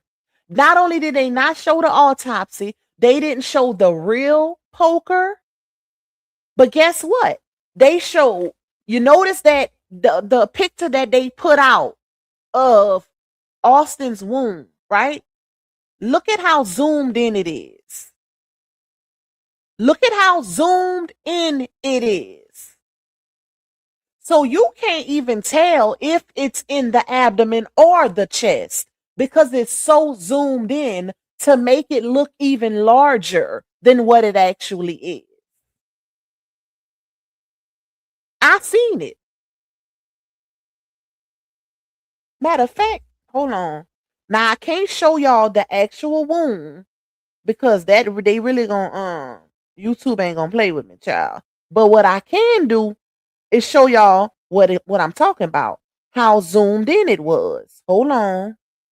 Let me find it. I think I got a picture of it. One of my mods put my email in the chat for anybody that wants to send something.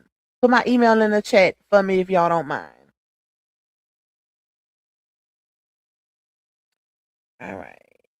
Green.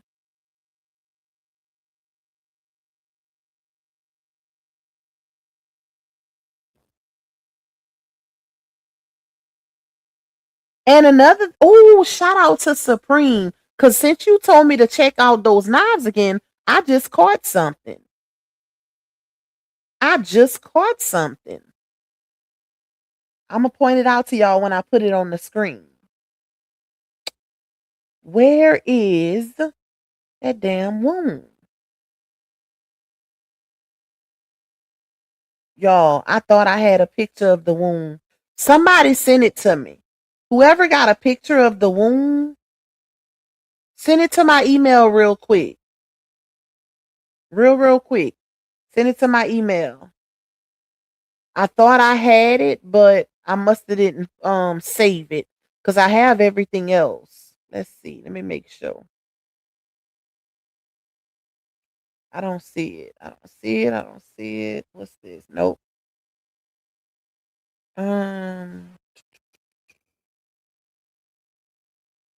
I don't see it, y'all. Damn, somebody here can send that to me. I need to show y'all something. I gotta show y'all that, but I need to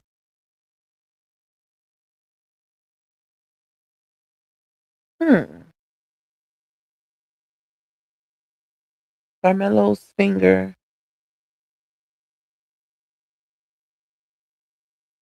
Okay. Did anybody send it to me? I mean, anybody have it? Say that chat pop. Y'all know I be talking my shit, especially when I get into it, child. You say, come on now, you speaking facts. The defense was working for the DA. It's you say for the DA, it Carmelo. All right, let's go down. You said Intuitive Dreamer said, I hope no one takes this the wrong way, but Carmelo had to go through this to make history. He is about to make history, and I can't wait until he comes out on top. That's possible. You know, God, we are all vessels at the end of the day. Everybody is a vessel. You choose your path, you choose how, you leave a legacy. And sometimes some are extra special vessels that God works through for specific reasons. Okay. All right. Let me go down. You said, so you saying he shouldn't have objected to that either? Or are you saying he felt like he didn't have a chance? No, he did object to that. If you're talking about when I was speaking on the Batson challenge, Jaisha, he objected to that. I'm saying that was good because that was the most obvious discrepancy that is grounds for appeal, which is the jury selection under the Batson challenge. So that was the one, if not the only major thing that he objected to. So that was a good thing. That was a good thing because that can be reviewed under appeal now. And I mean, it's obvious that, it's obvious why they picked that. I ain't gonna say all white jury because some were of different ethnicities, but it was not one black person on that jury. So let's see. You said they missed when the daddy said it's not his fault. Y'all don't know how to answer questions. They missed when the daddy said it's not his fault. Y'all don't know how to answer questions. No, I can't send the black kid to jail. He knew the jury was on his side because they knew how to answer. Yep. He showed did say that. Um Lupac, if not already stated, the attorney didn't do any objections as well when the kids were testifying. That's a fact. That is a fact. From my understanding, he objected side on a sidebar, right? He objected on the sidebar when I think the prosecution called Carmelo a smurderer. He objected, but it was on the sidebar. So technically, I don't think that even fell under the record. You want to object on the record during trial. That way, it could be on the record. That way it can be reviewed, for under grounds of the appeal. Um, Let me see. Hey Toya. Hey that one. Hey to everybody that's coming in. Ty Baby. Shout out to you, my love. You say, hey Pac, do you think he'll be able to possibly sue? Oh, listen. Once this appeal is over and done with, baby, listen, they gonna make some money. Okay? They were done so wrong, y'all. They are going to make some money on. They gonna be paying these people. Now, if the family pursues it, which I don't see why they wouldn't, because I would not let this fall by the wayside. This caused so much distress, emotional turmoil, and distress on this family. It makes no damn sense. Thank you, that one. Thank you for the love to my goal. I appreciate you. Hey, school psych. Okay, let me go down, y'all. You said the cop asks Carmelo, are you from Emerson? Also, I remember that. And I think he asked that because, like I said, on the radio, according to Dwayne, they was stating they was looking for the suspect from Emerson. But it wasn't technically a suspect from Emerson. It was somebody that was from one of the schools or somebody's that was harassing that one girl that was there to represent Emerson. Hey, Gemini. Thank you, Jazzy. You said justice for Carmelo, dream team in effect.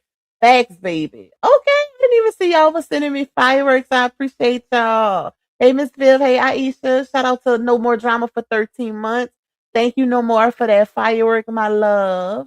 All right, let's get to the bottom. I just don't know if we can really trust anything coming out now, but I didn't think that he had a chance. Yep.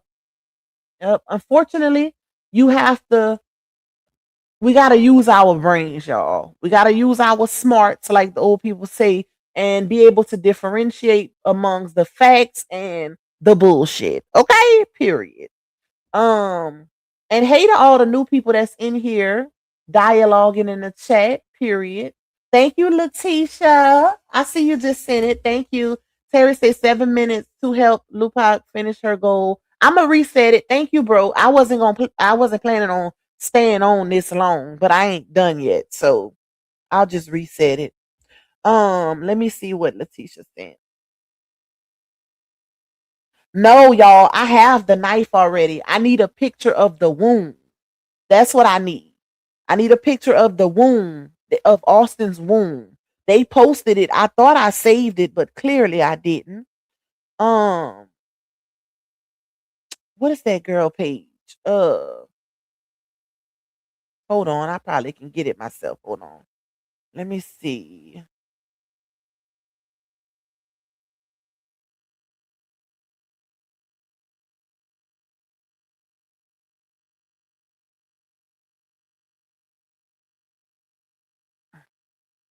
Um, is that Life Angel?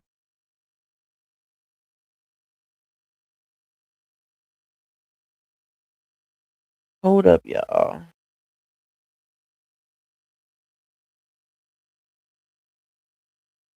Is this her?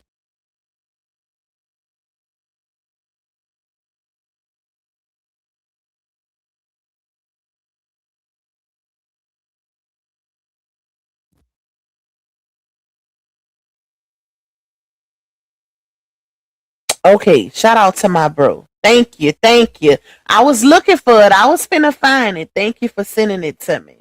Okay, let's see. Hold on, y'all. Let me see how I can kind of cover it up just a tad bit. Cause you know YouTube be with the shats. Okay. Um can I how can I cover this up? Because I wanted to show a little. Let me see. Hold up, y'all. Trying to do a little 1-2 real quick. I can do this. Let me see.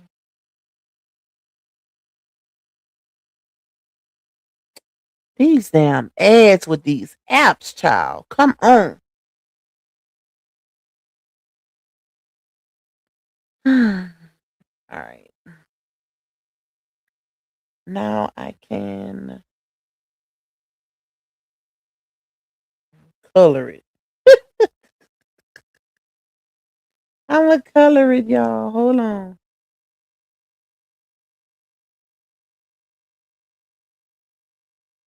I'm gonna color it.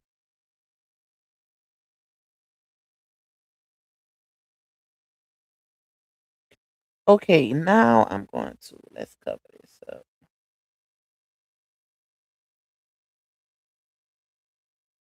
All right.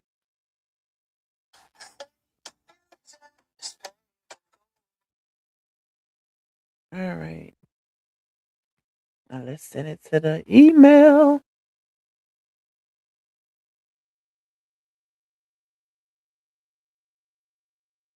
Receipts. Okay, my bad, y'all. I had to get it together, tried to get it together so I could show y'all this little receipt Bible. All right. Thank you, Miss Maria. Thank you for supporting my goal, my love. You say it's so blurred out. I just say I got it, Miss Letitia. One of my mods sent it to me. I'm gonna reset the goal for anybody else that want to support it because I'm gonna be on here a little longer. I don't like to go past 2 hours, but I'm not done, y'all. I still got a lot left. Y'all know I just got I'm long winded. Okay, I got the gift of gab, baby. I know how to talk to the people. Okay, I think we done. Yeah, we done with this part, y'all. But keep that in the back of y'all mind that this coach testified that he was putting pressure. He said it was a nice sized wound in his abdomen. Okay, keep that in the back of y'all head with this situation because that's not a something that you can easily mistake. Like it's not like he was saying whether it was on the right side or the left side. It was chest versus abdomen. That's a major distinction. Like the abdomen is lower bodied and the chest is up top. So it's kind of hard to say he would have forgot something like that.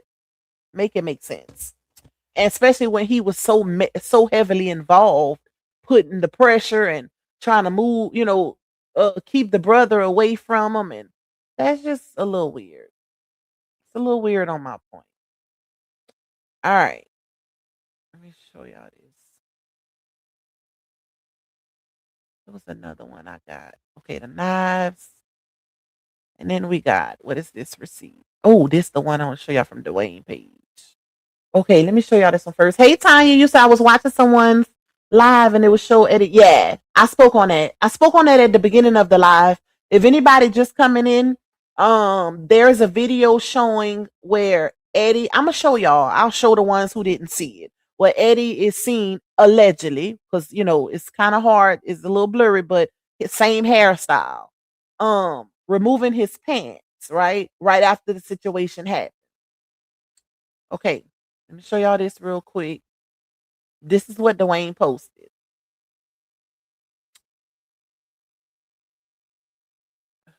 Damn, it's big. Now, when I don't want it to be big, it's not big. Okay, let me zoom out a little bit. But if y'all notice, before I zoom out, right? Y'all notice the date, April 2nd, 2025. Notice the date. That's the date the situation happened. It happened April 2nd, 2025. Notice this was sent to Dwayne April 2nd, 2025, that night, 11:17 p.m. So late that night, after everything had been calmed down, kids was at the school or whatever, sending this picture around. Because Austin and Hunter allegedly were known bullies. So the kids, they was popping their ish, talking about how I'm about to read it to y'all. Hold on. I'm gonna leave it zoomed in. Okay. So notice, like I said, April 2nd, 2025, 11:17 p.m. So they started sending this picture around of Austin. And it says, oh hell no, what the F? But look what it says at the bottom. Let me kind of get his face out. It says, I hope we learned a valuable lesson today. Don't break people's stuff and you'd still be alive, with laughing emojis. Keep your hands to yourself, little man. Now, this is the kids in the area sending this around allegedly. The day it happened. You gotta be some type of nuisance or pain in the ass or bully for people to be laughing at your demise. People don't typically do that. More often than not, when something happens to somebody, an untimely passing, people will be like, even if they have a little 1-2 tongue, people will be like, oh, such and such this, but they didn't deserve to be unalive, or they didn't deserve to pass away, or to be smurdered, whatever. Those kids was laughing. You had to have caused some real havoc for your peers to be laughing at your unaliving. And notice they said, I hope we learned a valuable lesson today. Don't break people's stuff and you still be alive. Remember, when I told y'all on Reddit, on the Reddit website, they were saying that Not only did Austin take Carmelo's backpack allegedly, but they said he broke Carmelo's phone also. I don't know how true that is. We're going to say allegedly, but that's what people in the area were saying that they heard. Okay? That's what they were saying they heard, child. So let's keep going, y'all. I had to show y'all that little one too. Oh, let me get some of this stuff off my thing. Oh, hold on. Let me reset my goal. Thank you again, Miss Maria. Why it ain't showing my goal? Oh, here you go. Okay. Hold on, y'all. I had 5, so I'm going to set 15. Okay. I reset it, Terry. And thank y'all for the gifts in the chat also. I appreciate everybody that's sending gifts as well. I'm not really paying attention, so I ain't really been seeing them, but I did see somebody just sent one. Thank you. I appreciate the love, my loves. Okay. All right, y'all. So let's go to the next receipt. Now, y'all keep this in mind too. All right, let's take this one down. And the next thing we're going to show is, let's see, what we going to show next? We're going to show, come on, mouse. Let's show let me show the wound. Let's show this first.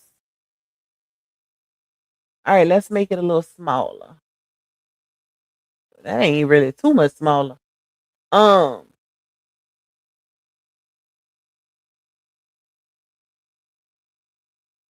So this is what, damn. Okay, so this is what the prosecution / court put out under evidence as the wound, right? Notice how zoomed in it is, y'all. Notice how zoomed in it is. Typically, when it's an autopsy report, they'll take more than one photo, right? They ain't gonna just take one photo and then zoom it in all the way. So based on what we just read with Joshua Redman, the defensive coordinator from Liberty, he stated that it was a pretty nice sized wound and he was putting pressure on the abdomen. Like he was putting pressure on the wound in the abdomen, on the abdomen. This is literally the prosecution / court's photo. It's so zoomed in, you can't tell if it's the chest or the abdomen. You can't tell. So we really don't know where he was poked. We can only go off of what they're stating, right? That's all we can go off of, y'all. Did anybody else see in real time a photo of Austin's womb outside of what the courts put out? And like I said, it's so zoomed in, you don't know where this womb is. Now it takes me back to another testimony that was stated where, let me see, did I send that one? It's another testimony. I think Freezy read it yesterday, y'all. Hold on. I think Freezy read it yesterday where it was stated, somebody testified that Carmelo, whenever he was talking to one of the coaches out right after it happened, that Carmelo said he's gonna be okay. And then the coach was like, if he passes away, your life is gonna change forever, or it's gonna, turn your life upside down. And then Carmelo stated, is he gonna be okay? And started crying or something like that. I told him not to put his hands on me or right? But Carmelo's first statement was he's gonna be okay. And then the coach said, as if Carmelo thought he poked him in another spot. Right? That's interesting. And it kind of co-aligns with Redmond, the defensive coordinator, saying that it was in the abdomen. That's interesting, y'all. No, it wasn't, Jazzy. From my understanding, people that was in court, they didn't even show the autopsy. They showed this photo only. That's why I'm like, how the hell do we decide somebody's life fate off of this bare minimum as evidence? All over the place evidence.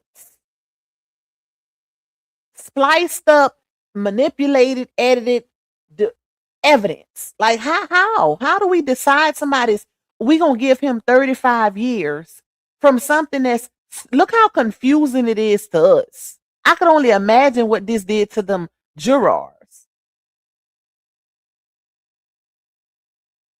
I could only imagine. It was even stated that the judge allegedly told the jurors, if y'all don't get this done today, I'm gonna get y'all a hotel.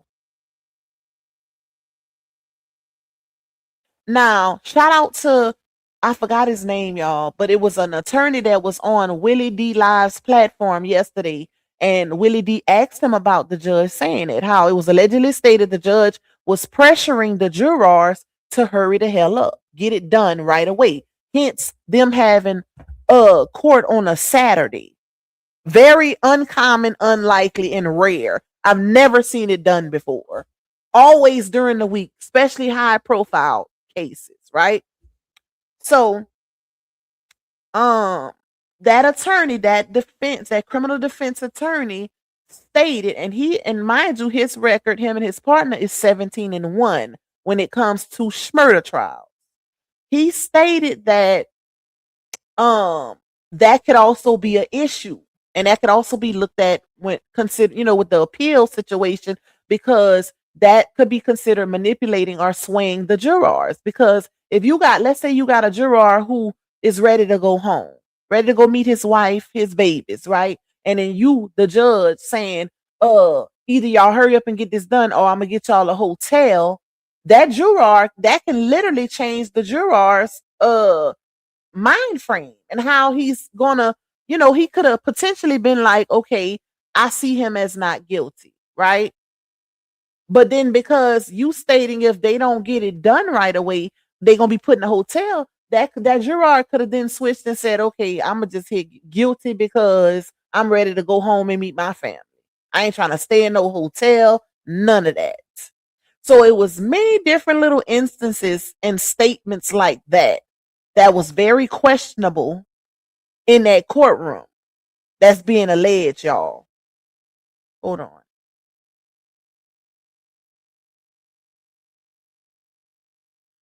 It's a lot of things like that that's being alleged, right?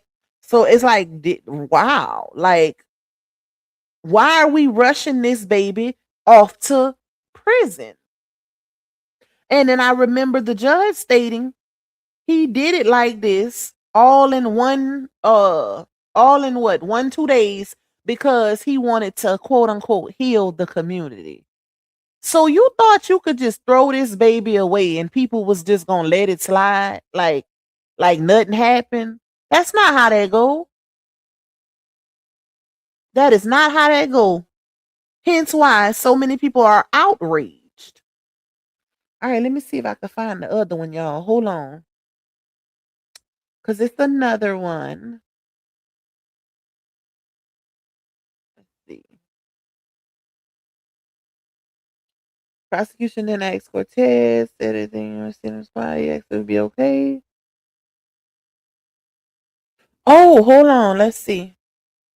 This might be the one. Let me send this to my email. Hold up, y'all.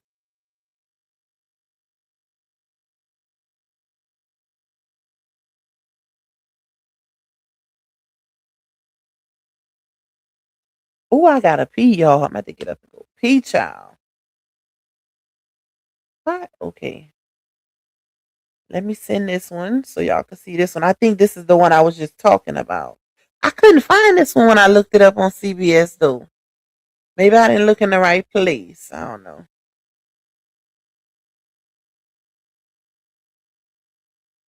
Okay, let's take this off of here. But yep, this is interesting. This is real interesting because it's like, why is it zoomed in? Why isn't there any context? Why we can't see around? And so this is all we really have to go off of. This is all we. Oh yeah, you know they watching, Tanya. Tanya said, I wonder if the jurors are watching these YouTube live. They are definitely watching. If you ever did jury duty, then you know I done been on jury duty before. Okay, and I promise you, they ain't following them the restrictions. When they say don't watch social media, don't talk to your family, your friend, ain't nobody following it. Nobody. Okay, ain't nobody following it. Especially if it's something juicy. Um, they definitely talking to people and seeing what's going on, and even more so because they know whether they was manipulated or coerced into those that sentencing, that verdict. They know. Those people know. I wouldn't be surprised if they ain't feeling guilty. And remember, I told y'all it was stated by people that was in court that one juror was crashing, like crying big crocodile tears when Carmelo broke down. Why?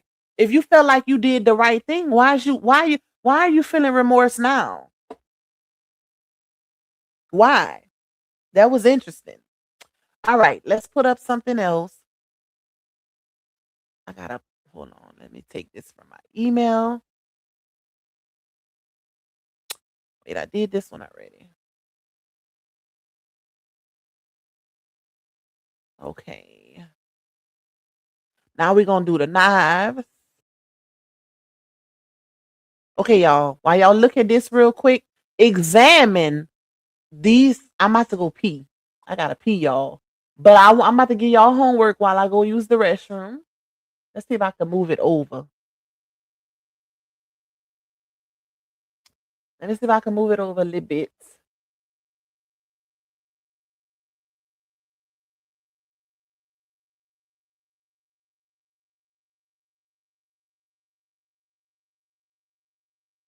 Damn, it's a little too big. I need it. Why? I wonder I can't center it. Let me see. Um, new tab.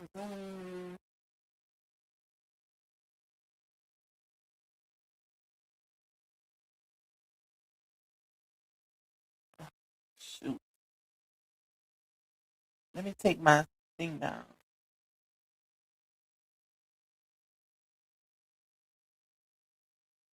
That may have been one of the three jurors that didn't agree.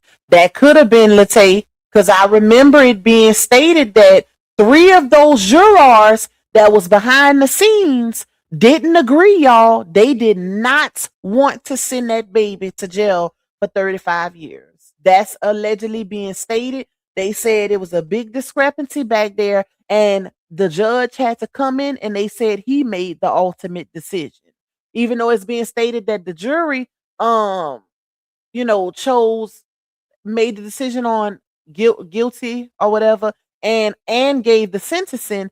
Is being allegedly stated that because they couldn't agree back there, the judge ultimately came in and said 35 years. Okay, so it's like, why would you put manslaughter on? See, all of this was, in my opinion, calculated and done uh as a means to gaslight, because why would you put manslaughter on the table and then you allegedly give the 35? Like, that's y'all, it's too much going on.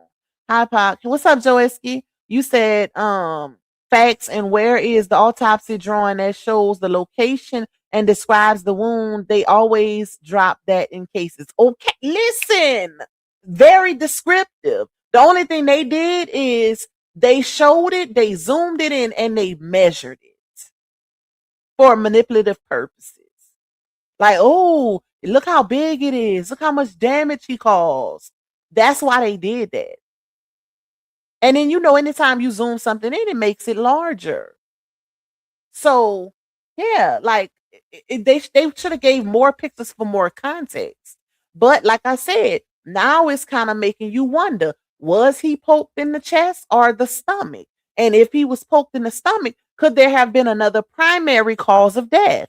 Like Ruggs, like the fake autopsy that's floating around, stating that Ruggs was the primary cause of death and the poke wound was secondary. That's interesting. That's a good think piece, y'all. Let me take Joeski down, and I think he was number 11, Late, if I'm not mistaken. Y'all, so while I go pee, I gotta pee, okay? Um, Look at these. I'm gonna give y'all some homework real quick. Look at these two pokers and tell me what y'all see. Put in the comments. That way, once I finish peeing, I can read y'all comments. Put in the comments what y'all see as the difference. Shout out to what was it? What is their name? Supreme L, I think. I don't know if they still in the comments, but they called this out. They was like, no, Pop, go look. Because I said that one was the actual poker and the other one was what they showed in court. But if y'all notice, both of these pokers are on the same bleachers. So it's given that they actually found two pokers. Because why? If one was something that they showed as an example, then why does it have a different background? So now I ask y'all, and notice how both of them ain't even open all the way. That's so weird. Like, but I ask y'all, look at them real good and tell me what y'all see is, what differences do y'all see? And then I'm going to tell y'all what I see after I finish peeing. So y'all check it out real quick.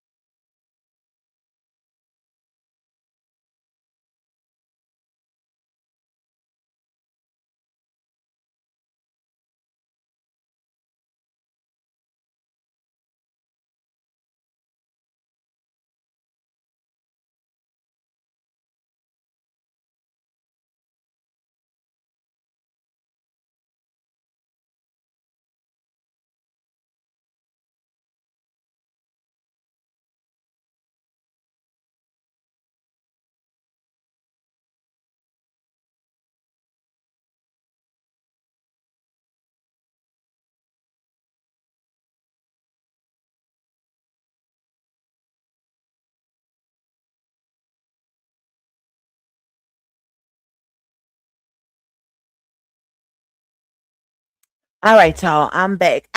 I had to take a little restroom break. Okay. So, y'all, let me see what y'all saying so I can tell y'all what I see.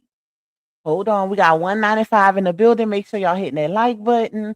We got 15 left on the goal. If anybody wants to support or clear out the goal, you can. Okay. Show your girl a little love for all this work, time, and effort I put into gathering this receipts, baby. This context for y'all. Okay. Show me some love. Show me some love. All right. Let me see what y'all saying. Hold on. Miss Tina say, is that a box cutter type of knife? No, this would be considered a multi-tool. And the reason why they consider it a multi-tool, or some call it a Boy Scout knife, some say multi-tool. It's actually labeled a multi-tool if you look it up, because it doesn't just have the blade feature. There is also a glass cutter, a glass breaker on there, the little part to clip the seat belt, along with other things. Now I don't know. Some say they got a little flashlight on it too, child. I don't know. I can't really tell. But it's like a 6-in-1 multi-tool. Okay. If you look it up as a knife, it won't pull up from my knowledge, but it does pull up as a multi-tool. Let me see. And this is what the officer, Officer Cortez, testified to it being a multi-tool. It is under the legal limit for it to be considered a weapon. In order for it to be considered a weapon, it has to. Oh, hold on, y'all. He messaged me back. In order for it to be, hold on, y'all. 1 second. Let me close my door. All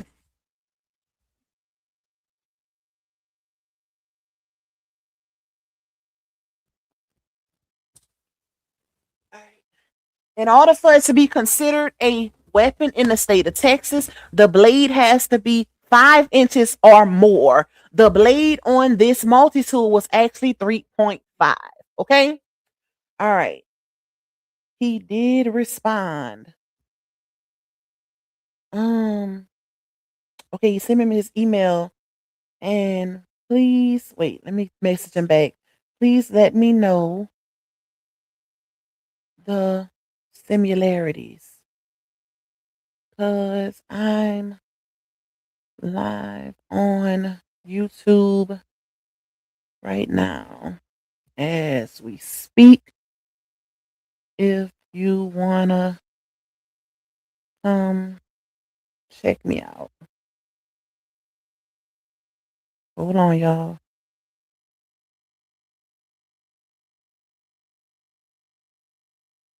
Here is my link.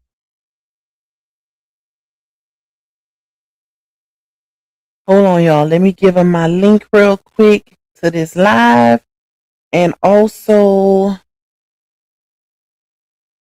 I gotta send him that fake autopsy.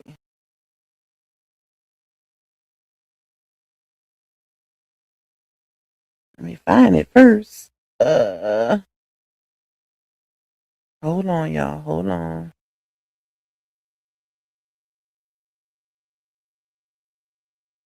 Where is it? It was sent to me when I went live the other day. Where you at, fake autopsy?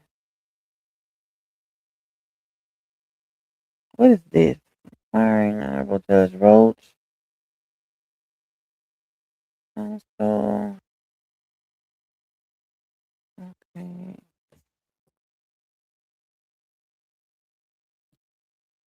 Hold on. Oh, here you go. Okay. Couldn't find it at first, y'all. All right, let me send this to him real quick so he can look at it.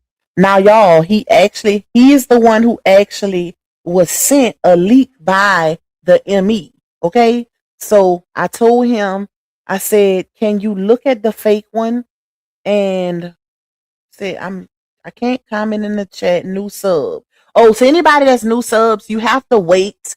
I think I got it set for 3 days, 2 or 3 days to be able to comment. I do that to keep, try to keep the trolls at bay.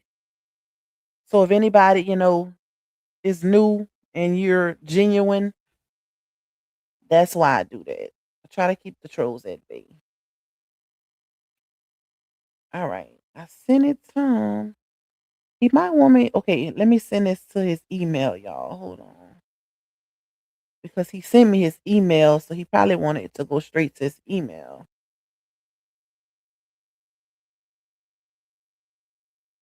Um, right.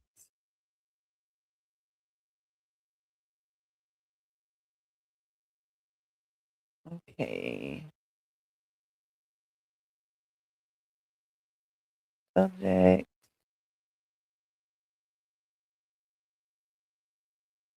fake medical report for Austin. Now let's attach the real. I mean this one. Come on, why are you moving so slow?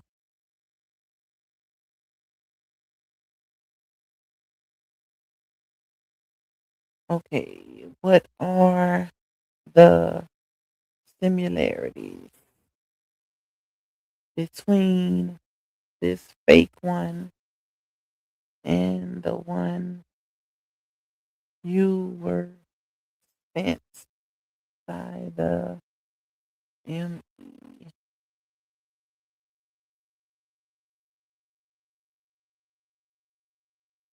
All right. Okay, y'all. So let me see. Then if the judge was going to decide everything, what was the need for the juror? A cover up, if you ask me. Okay, so the sentence wasn't based on his number. Not that I know of. Well, it was based on, okay, so they sentenced him to 35 years. Um in order for him to be eligible for parole, he has to do half of that, right? So 17 and a half would have been Austin's date, age. Austin passed away at 17 years old. So that's what that's what they was looking at. He's eligible for parole in 17 and a half years, which is the age Austin passed away. So that's what they, not his jersey number. They was doing it based on his age, y'all. For the ones inquiring.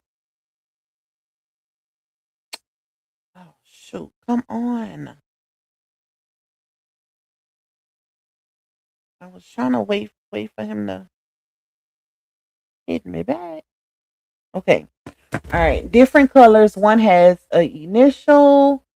Let me see. The weapons are two different colors, one black, the other one is white. Well, one is actually like a greenish, blackish color, and then this one is like a cream, like a tannish cream kind of color, y'all. Nika Ray said, "Hey, Lupac, not the same. Nice shape and length of the blade is different. It just makes me believe that those are the twin blades that the dad gave them with the initials on them." Let me go down. Look like the initial M as well. Hey to everybody coming in. Okay, let's get to the bottom. Aren't they different colors? Okay, so let me tell y'all what I I see.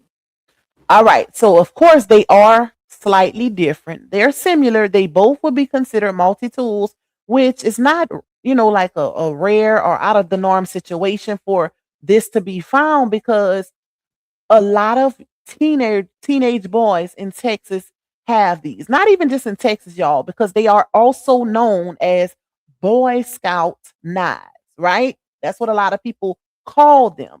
But they are considered multi-tools if you're trying to purchase or look it up on Google or whatever.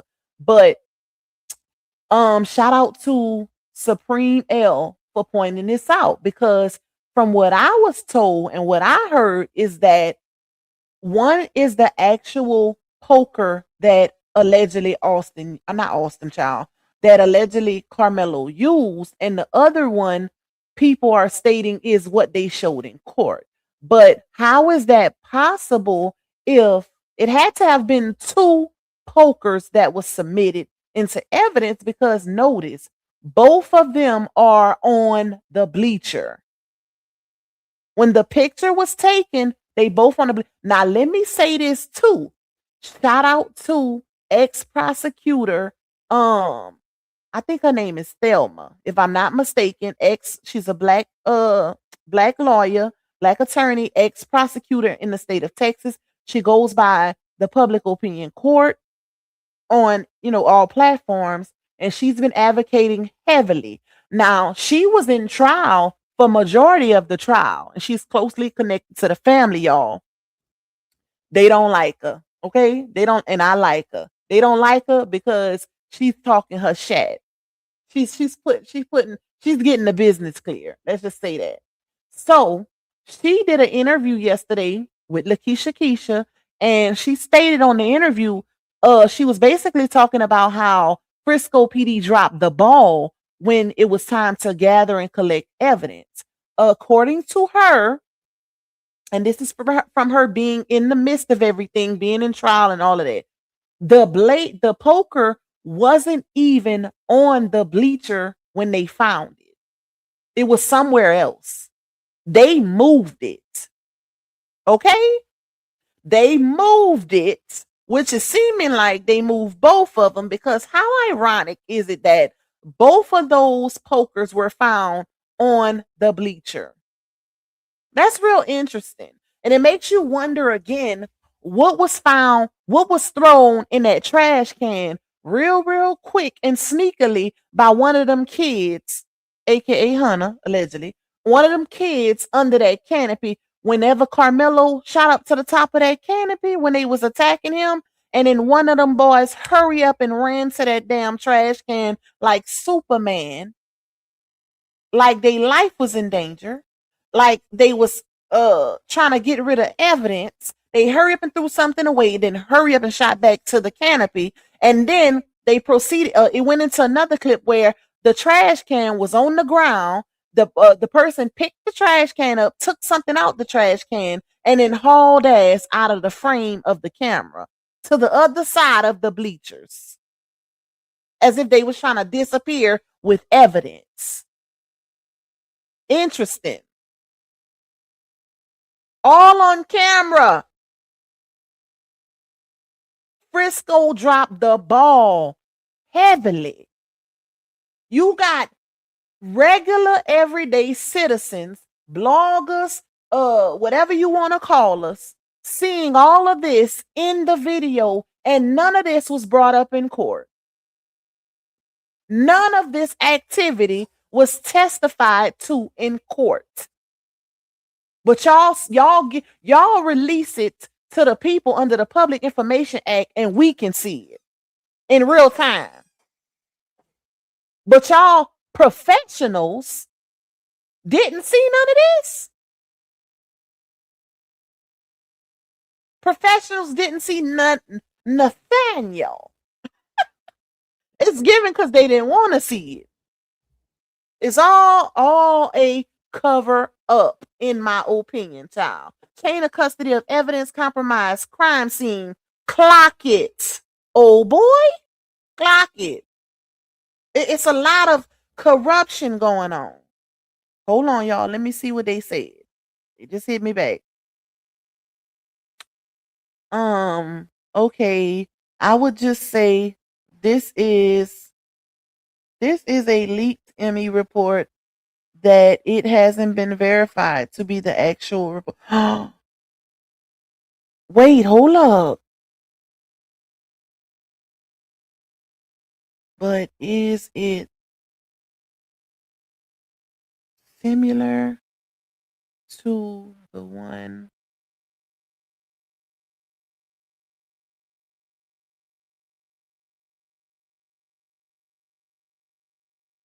But is it similar to the one that they sent you early on?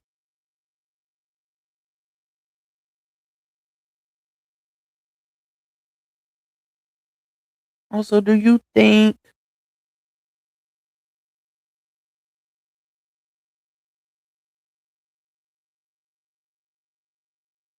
how accurate?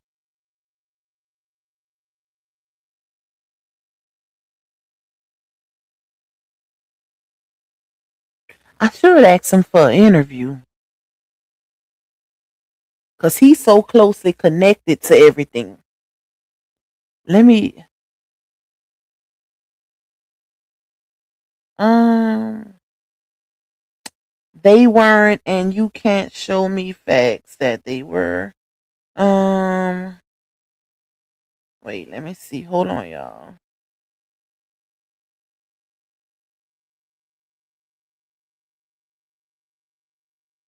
Baby, them trolls is hell.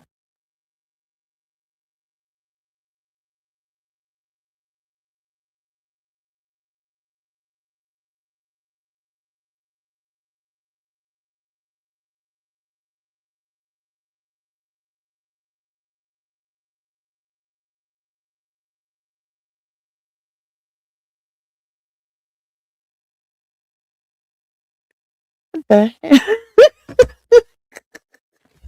All right, let me see y'all. Okay, my bad, y'all. I saw they released the young man's name that threw whatever in the trash can. Yeah, they've been calling out a few names. Okay, a few names of people that was actually involved in the situation. Let's just say that they haven't forgot. They haven't said no, they didn't do none. Y'all, they did not do a full proper investigation of this evidence. Clearly, because if we seeing all of this go on in the video that they produced, and then you got people that was in court that saying none of this was talked about in court, that's a major telltale. That's a major telltale. So let me get back to this. I see y'all saying the blades are different. That that's correct because these are two different multi-tools, right? So they're gonna be different. But what I wanted y'all to look at is the ketchup, right?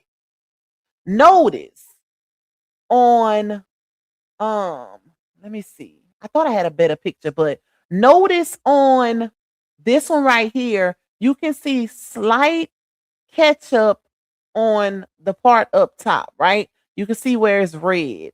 And then you can also see a little red. I guess it would be red, but because the blade is so dark, you can really tell. But you can see like specks of ketchup on this blade.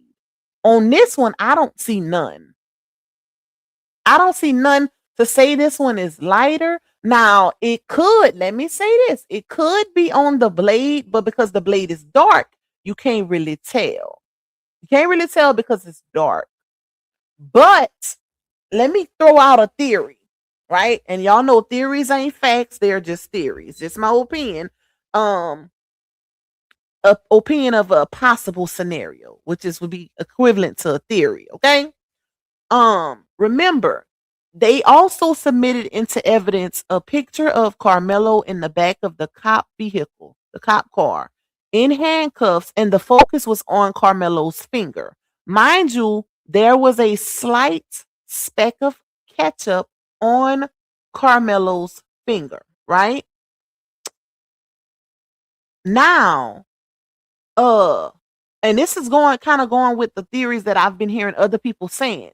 And then now even more so with the fact that it was two pokers that was submitted into evidence. And then when you think about the guy that ran to the trash can, threw something in the trash can and proceeded to go get it out the trash can and then put it in his pocket, I'm putting all of that together basically. But now I'm thinking whenever Carmelo was attacked under the tent, one of the other kids tried to poke Carmelo and ended up hitting his finger. And, all in the midst of, when Carmelo, and I really don't believe Carmelo just like outwardly poked Austin. I think it was accidental and the pressure came from Austin attacking Carmelo, right? The amount of pressure that Austin utilized to do that, what they call it in court of some type of football move or whatever, right? I think that's where the pressure came from because if people testifying that Carmelo was seated the entire time, it's no way in hell he could have gathered that much pressure from a sitting down position to cause that type of damage to where you got people saying that it was bone fragments on the blade and this and that. What? From him sitting down and a 3.5-inch blade? Like it's just none of it makes sense, y'all. None of it makes sense. So now I'm wondering if somebody else potentially poked Austin and it was caused by, because the investigation is so all over the place. They dropped the ball on so much stuff. We don't even know if they even sent the blade to forensics for fingerprints. They didn't even speak about fingerprints in trial. They didn't even speak about fingerprints. Hence why they put so much focus. Notice You can see the manipulation in what they're utilizing to paint Carmelo as the aggressor slash murderer, right? You can see the manipulation. Notice they tried to uh literally make Carmelo saying, I'm not alleged, I did it. Which you can't even hear him fully say, I did it, because it's cut off at that point. You basically just hear him say, I'm not alleged, and that's it. They're using that as a focal point because they want people to focus on that to basically sway people from any other possibilities in this situation, right? That's why they put that out into the forefront. Oh, he said he did it. Oh, he said no, technically we don't know if he said that. Because we haven't heard Carmelo speak yet. Who actually knows Carmelo's voice? Who knows his voice in real time? Another thing to focus on, notice in that body cam, they never show Carmelo's face. And it makes you wonder, was that edited also? Because not only do they not show Carmelo's face so that people can see his injuries in real time, like on that mug shots. Let's put that up. Officer Cortez testified that there were no visible injuries on Carmelo, right? And if there were no visible injuries on Carmelo, how the hell is it possible for us to see his injuries even in their black and white photo from the incident report? Let me show y'all. Hold up, y'all. Receipt.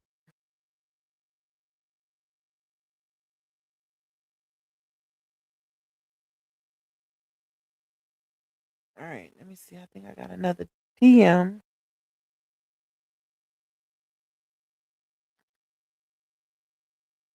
Oh shoot.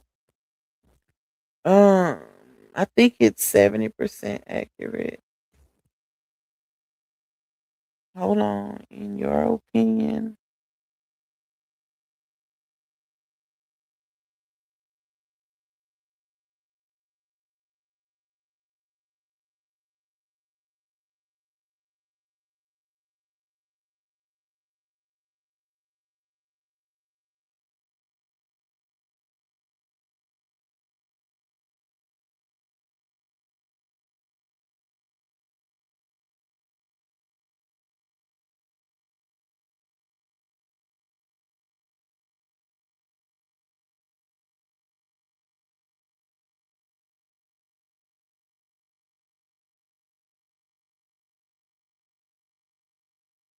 okay.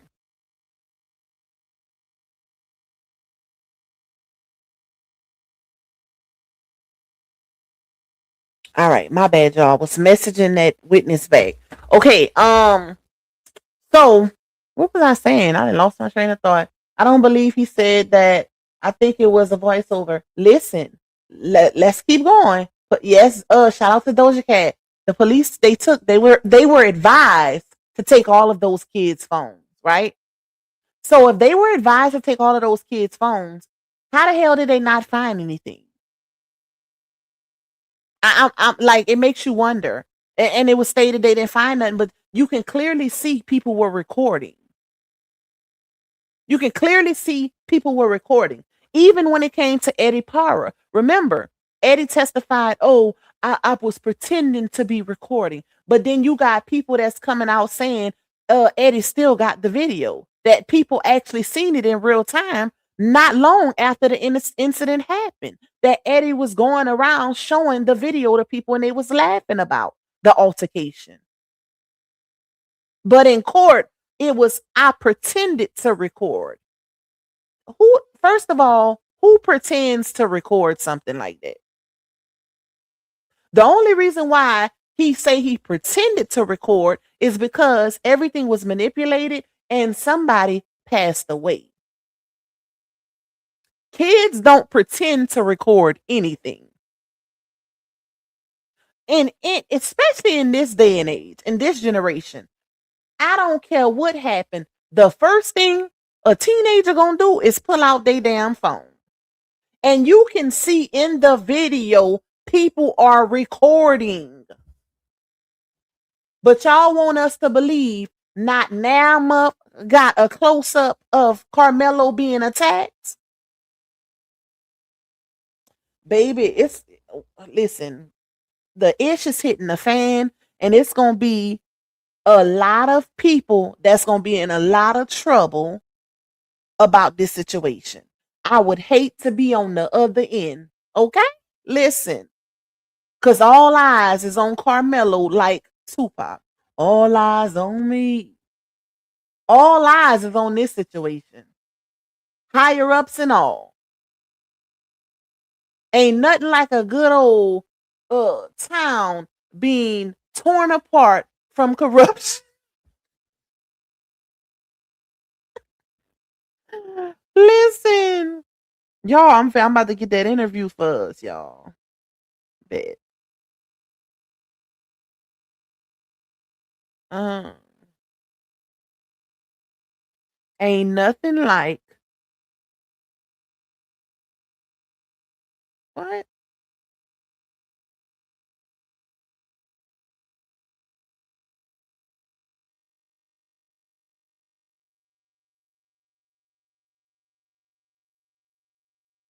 Grandparents out the yard.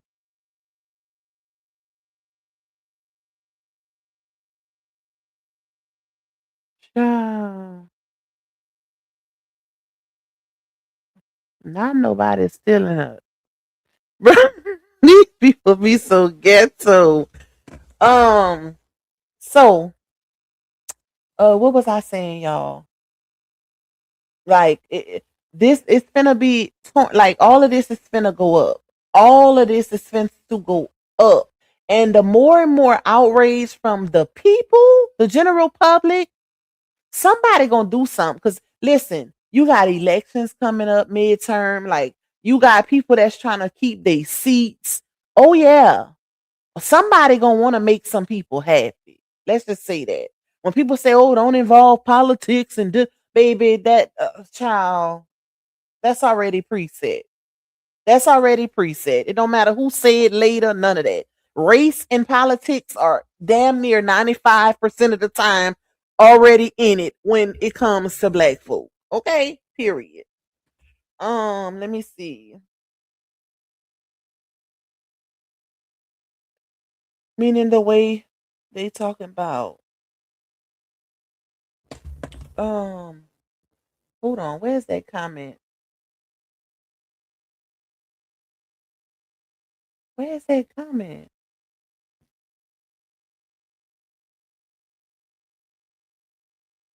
I think they allegedly deleted the evidence and not knowing it could be restored. That's possible, but you never know. I know if it was me and I had something like that, I'm sending it to somebody and then deleting it, like telling somebody to hold it for me, right? Hold this for me, hold this down for me. But kids don't know the access that the government has. They don't know the type of access that the government has. Once you do something electronically, everything done via electronic is traceable. Everything is anything digital is traceable. That's why they call it a digital footprint, right? So it don't matter if you delete something, baby, it's still stored and it still can be accessed. Nothing done digitally goes away forever. I promise you. Once you whether you put it on the internet or whatever, once you didn't hit record or you whatever, it's there. It's there. I promise you. It's still there. But back to Eddie. It was stated now, it's some people in the area that's speaking to the kids that know both sides, right? And it was stated that, not long after this situation happened, Eddie was going around showing the video or sending a video to people. They had somebody that was I think they said on Snapchat or something that was showing people a video, sending it out via a disappearing link, meaning once you see it disappears, but nobody thought to screen record because the situation had just happened. Everybody thinking, okay, well, they gonna have it, right? Nobody's actually thinking there's gonna be this much corruption and cover up and railroading going on with this situation. To the point where let me put this bug in your ear also. When it first happened, the reason why the noise stopped is because most of the people in Texas felt like or knew it was self-defense based on the things that was being spreaded and the things that was being stated early on. Everybody was like, oh well, this is cut and dry self-defense. That boy ain't going. Nobody thought Carmelo was going to actually go to jail. And that's where they dropped the ball, in my opinion. Once everybody got quiet about it, it gave them room and opportunity to conjure all of this up. All this corruption, cover up, and all of that going on, that gave them space and opportunity. And another hint is the judge not allowing cameras in the courtroom. Period. All right, let's take these focus down. We know now it's two. Who was the other poker for? Or are they trying to say Carmelo had both? Like, make it make sense. I think I'm gonna stop this one. I think I'm going to.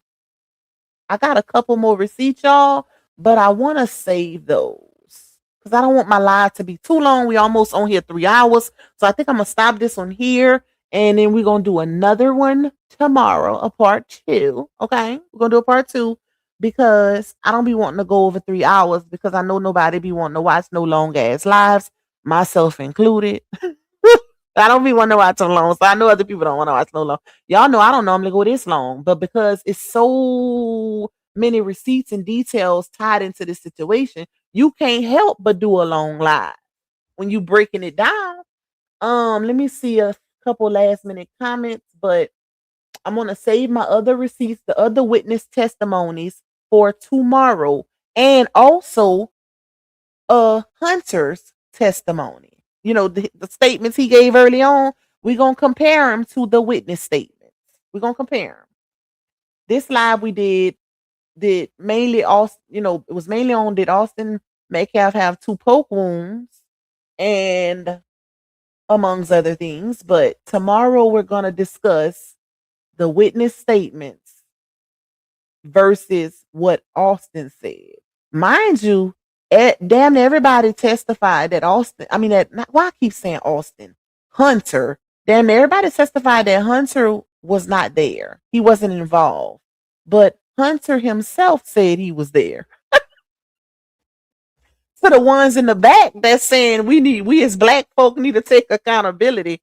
Why is it that one of the main suspects all on the internet telling what happened from his account, but when the court but y'all don't believe that it's some corruption going on? You got all these other boys saying Hunter had no involvement, but Hunter himself saying on multiple occasions he was involved.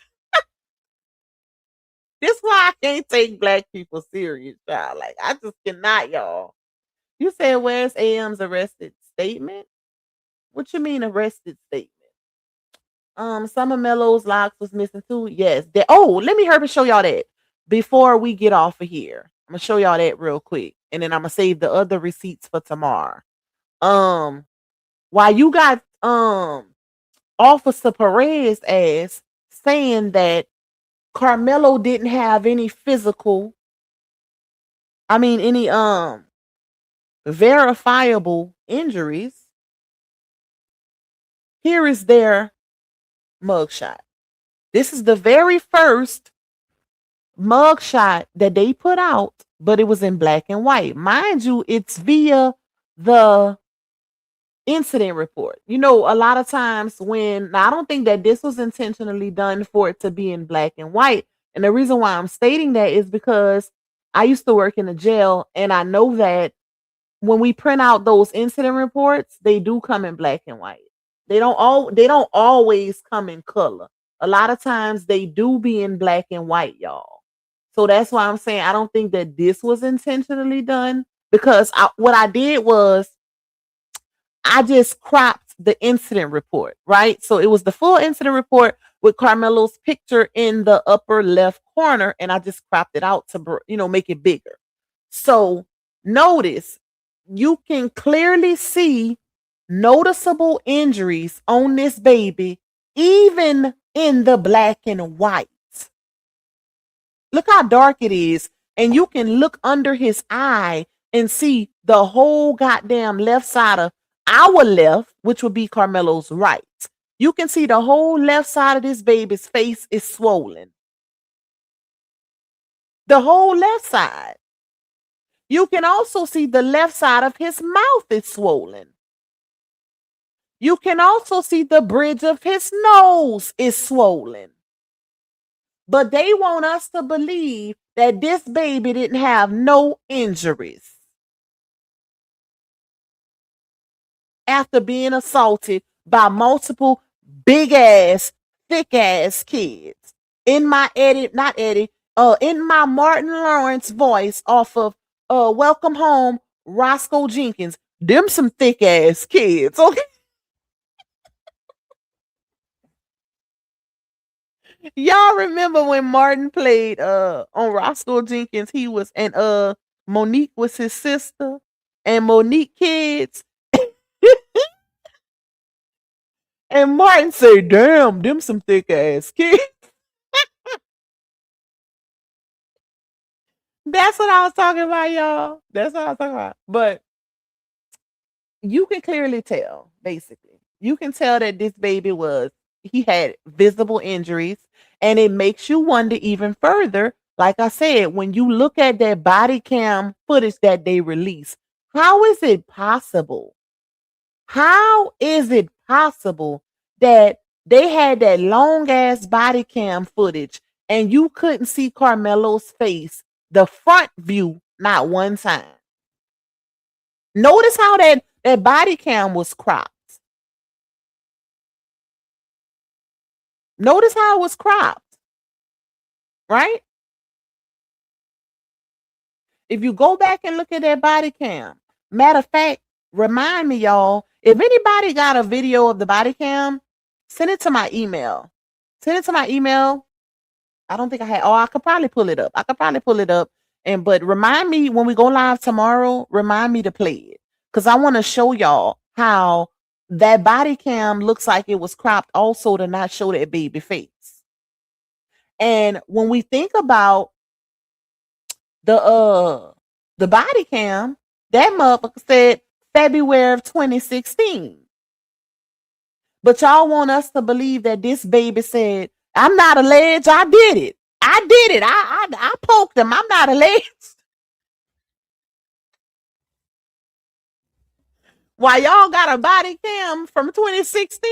Y'all, if y'all get the hell out of here with this foolishness, trying to play in our face. We ain't going. We are not going. Somebody that he said it. I mean, y'all talk about who somebody else did it, but he said it. We didn't see Carmelo say that. We heard somebody say, "I'm not alleged," and that was it. We didn't see him say that in real time. What we seen was a cut off body cam from 2016 that said, "I'm not alleged, I did." They didn't even finish saying didn't. I mean, they didn't even finish saying I did it. They said, "I'm not alleged, I did." That's it. So we can't go off of that. Sorry. Anyways, especially with this and all this corruption and cover-ups going on and deception and no. At this point, you can't believe none of this shit. It's too much. It's too much. And then for the ones in the back, you can't pick and choose what you want to believe. Like, that's not how that go. You got people, a certain person, I'm not even going to give them no clout, a certain person that was actually in court that's literally trying to debunk people that seen the Frisco ISD video, but on the same platform stating how the witnesses was up there lying and getting struck for lying, for committing perjury. You do know they was prepped by the prosecution, right? If you got prosecutorial witnesses on the stand committing perjury, and these are prosecutorial witnesses, you got to make 2 + 2 = 4. If every so often it's 20-some witnesses and you got some of them getting struck or obviously getting caught in deception, aka lies, that should tell you something, because all of these people were prepped by the prosecution. But y'all want to be mad because we don't want to believe the spliced up video that the prosecution used to paint this baby as the aggressor and put him in jail for 35 years? Child, if y'all don't go scratch y'all ass and don't y'all make my ass itch. All right, let's go. I love y'all. Let me take this off. I love y'all. I love y'all. We're gonna be back. I'll be back later, y'all. What time it is? I need to go eat a little something. I ain't gonna take no nap, because if I take a nap, child, I might be sleeping till 11 o'clock. But I'm gonna go eat a little something. Relax a little bit, do a little more investigation, find some more receipts for tomorrow. But I will be back tonight, y'all. I will be back a little later. Hey, Miss Michelle, you say Lupac be on it. I love it. Do your thing. Thank you, my girl. Did you come over there from Freezy or you been here? Shout out to all the new people and my OGs, baby. Period. Yeah, y'all. Thank y'all for the support in this live. I will be back later with another one. And y'all stay safe, because baby, the mask is falling off and these people have been revealing themselves. So yeah, we're gonna be real careful. But anyways, see y'all later. Bye, y'all. Y'all know what time it is. The truth teller in the spot. Always bring the facts. Yeah, she make the fake stop. Clearing out the noise. Never let the lie rock. Nope. Say it with me loud. Wipe them down, pop. Wipe them down, pop. Wipe them down, pop. Yeah. Wipe them down, pop. It's Lupac, baby. Wipe them down, pop. Wipe them down, pop. Wipe them down, pop. It's Lupac, baby. Receipts on deck, she gon' air that out. Lupac, wipe them down. If it's cap in the chat, she gon' call that out. Lupac, wipe them down. Came with the proof, better watch it now. Lupac, wipe them down. If it ain't fast, don't come around. Lupac, baby. Wipe them down, pop. Wipe them down, pop. Wipe them down, pop. Lupac, baby. Wipe them down, pop. Wipe them down, pop. Wipe them down, pop. It's Lupac, baby. She a Louisiana, my truth on blast. Lupac, wipe them down. Receipts so strong that the lies won't last. Lupac, wipe them down. When she step in the spot, all eyes on her. Lupac, wipe them down. Expose real quick, make the face to turn. Lupac, baby. Who got the truth? Lupac. Who bring the proof? Lupac. Hands to the left, hands to the right. Wipe them down. Club lit up all night. Wipe them down. Who got need? She OB. Lupac, baby. Wipe them down, pop. Wipe them down, pop. Wipe them down, pop. Lupac, baby. Wipe them down, pop. Wipe them down, pop. Wipe them down, pop. It's Lupac, baby. Truth don't beat, you gon' stand on that. Lupac, wipe them down. Blocking the trolls, never looking back. Lupac, wipe them down. Whole crowd move when the name get loud. Lupac, wipe them down. She the voice of the people and she shut them down. Lupac, baby. Truth too strong, wipe them down. Pop, pop. Crowds sing along, wipe them down. Pop, pop. From the booth, she a beast, wipe them down. Pop, pop. It's Lupac.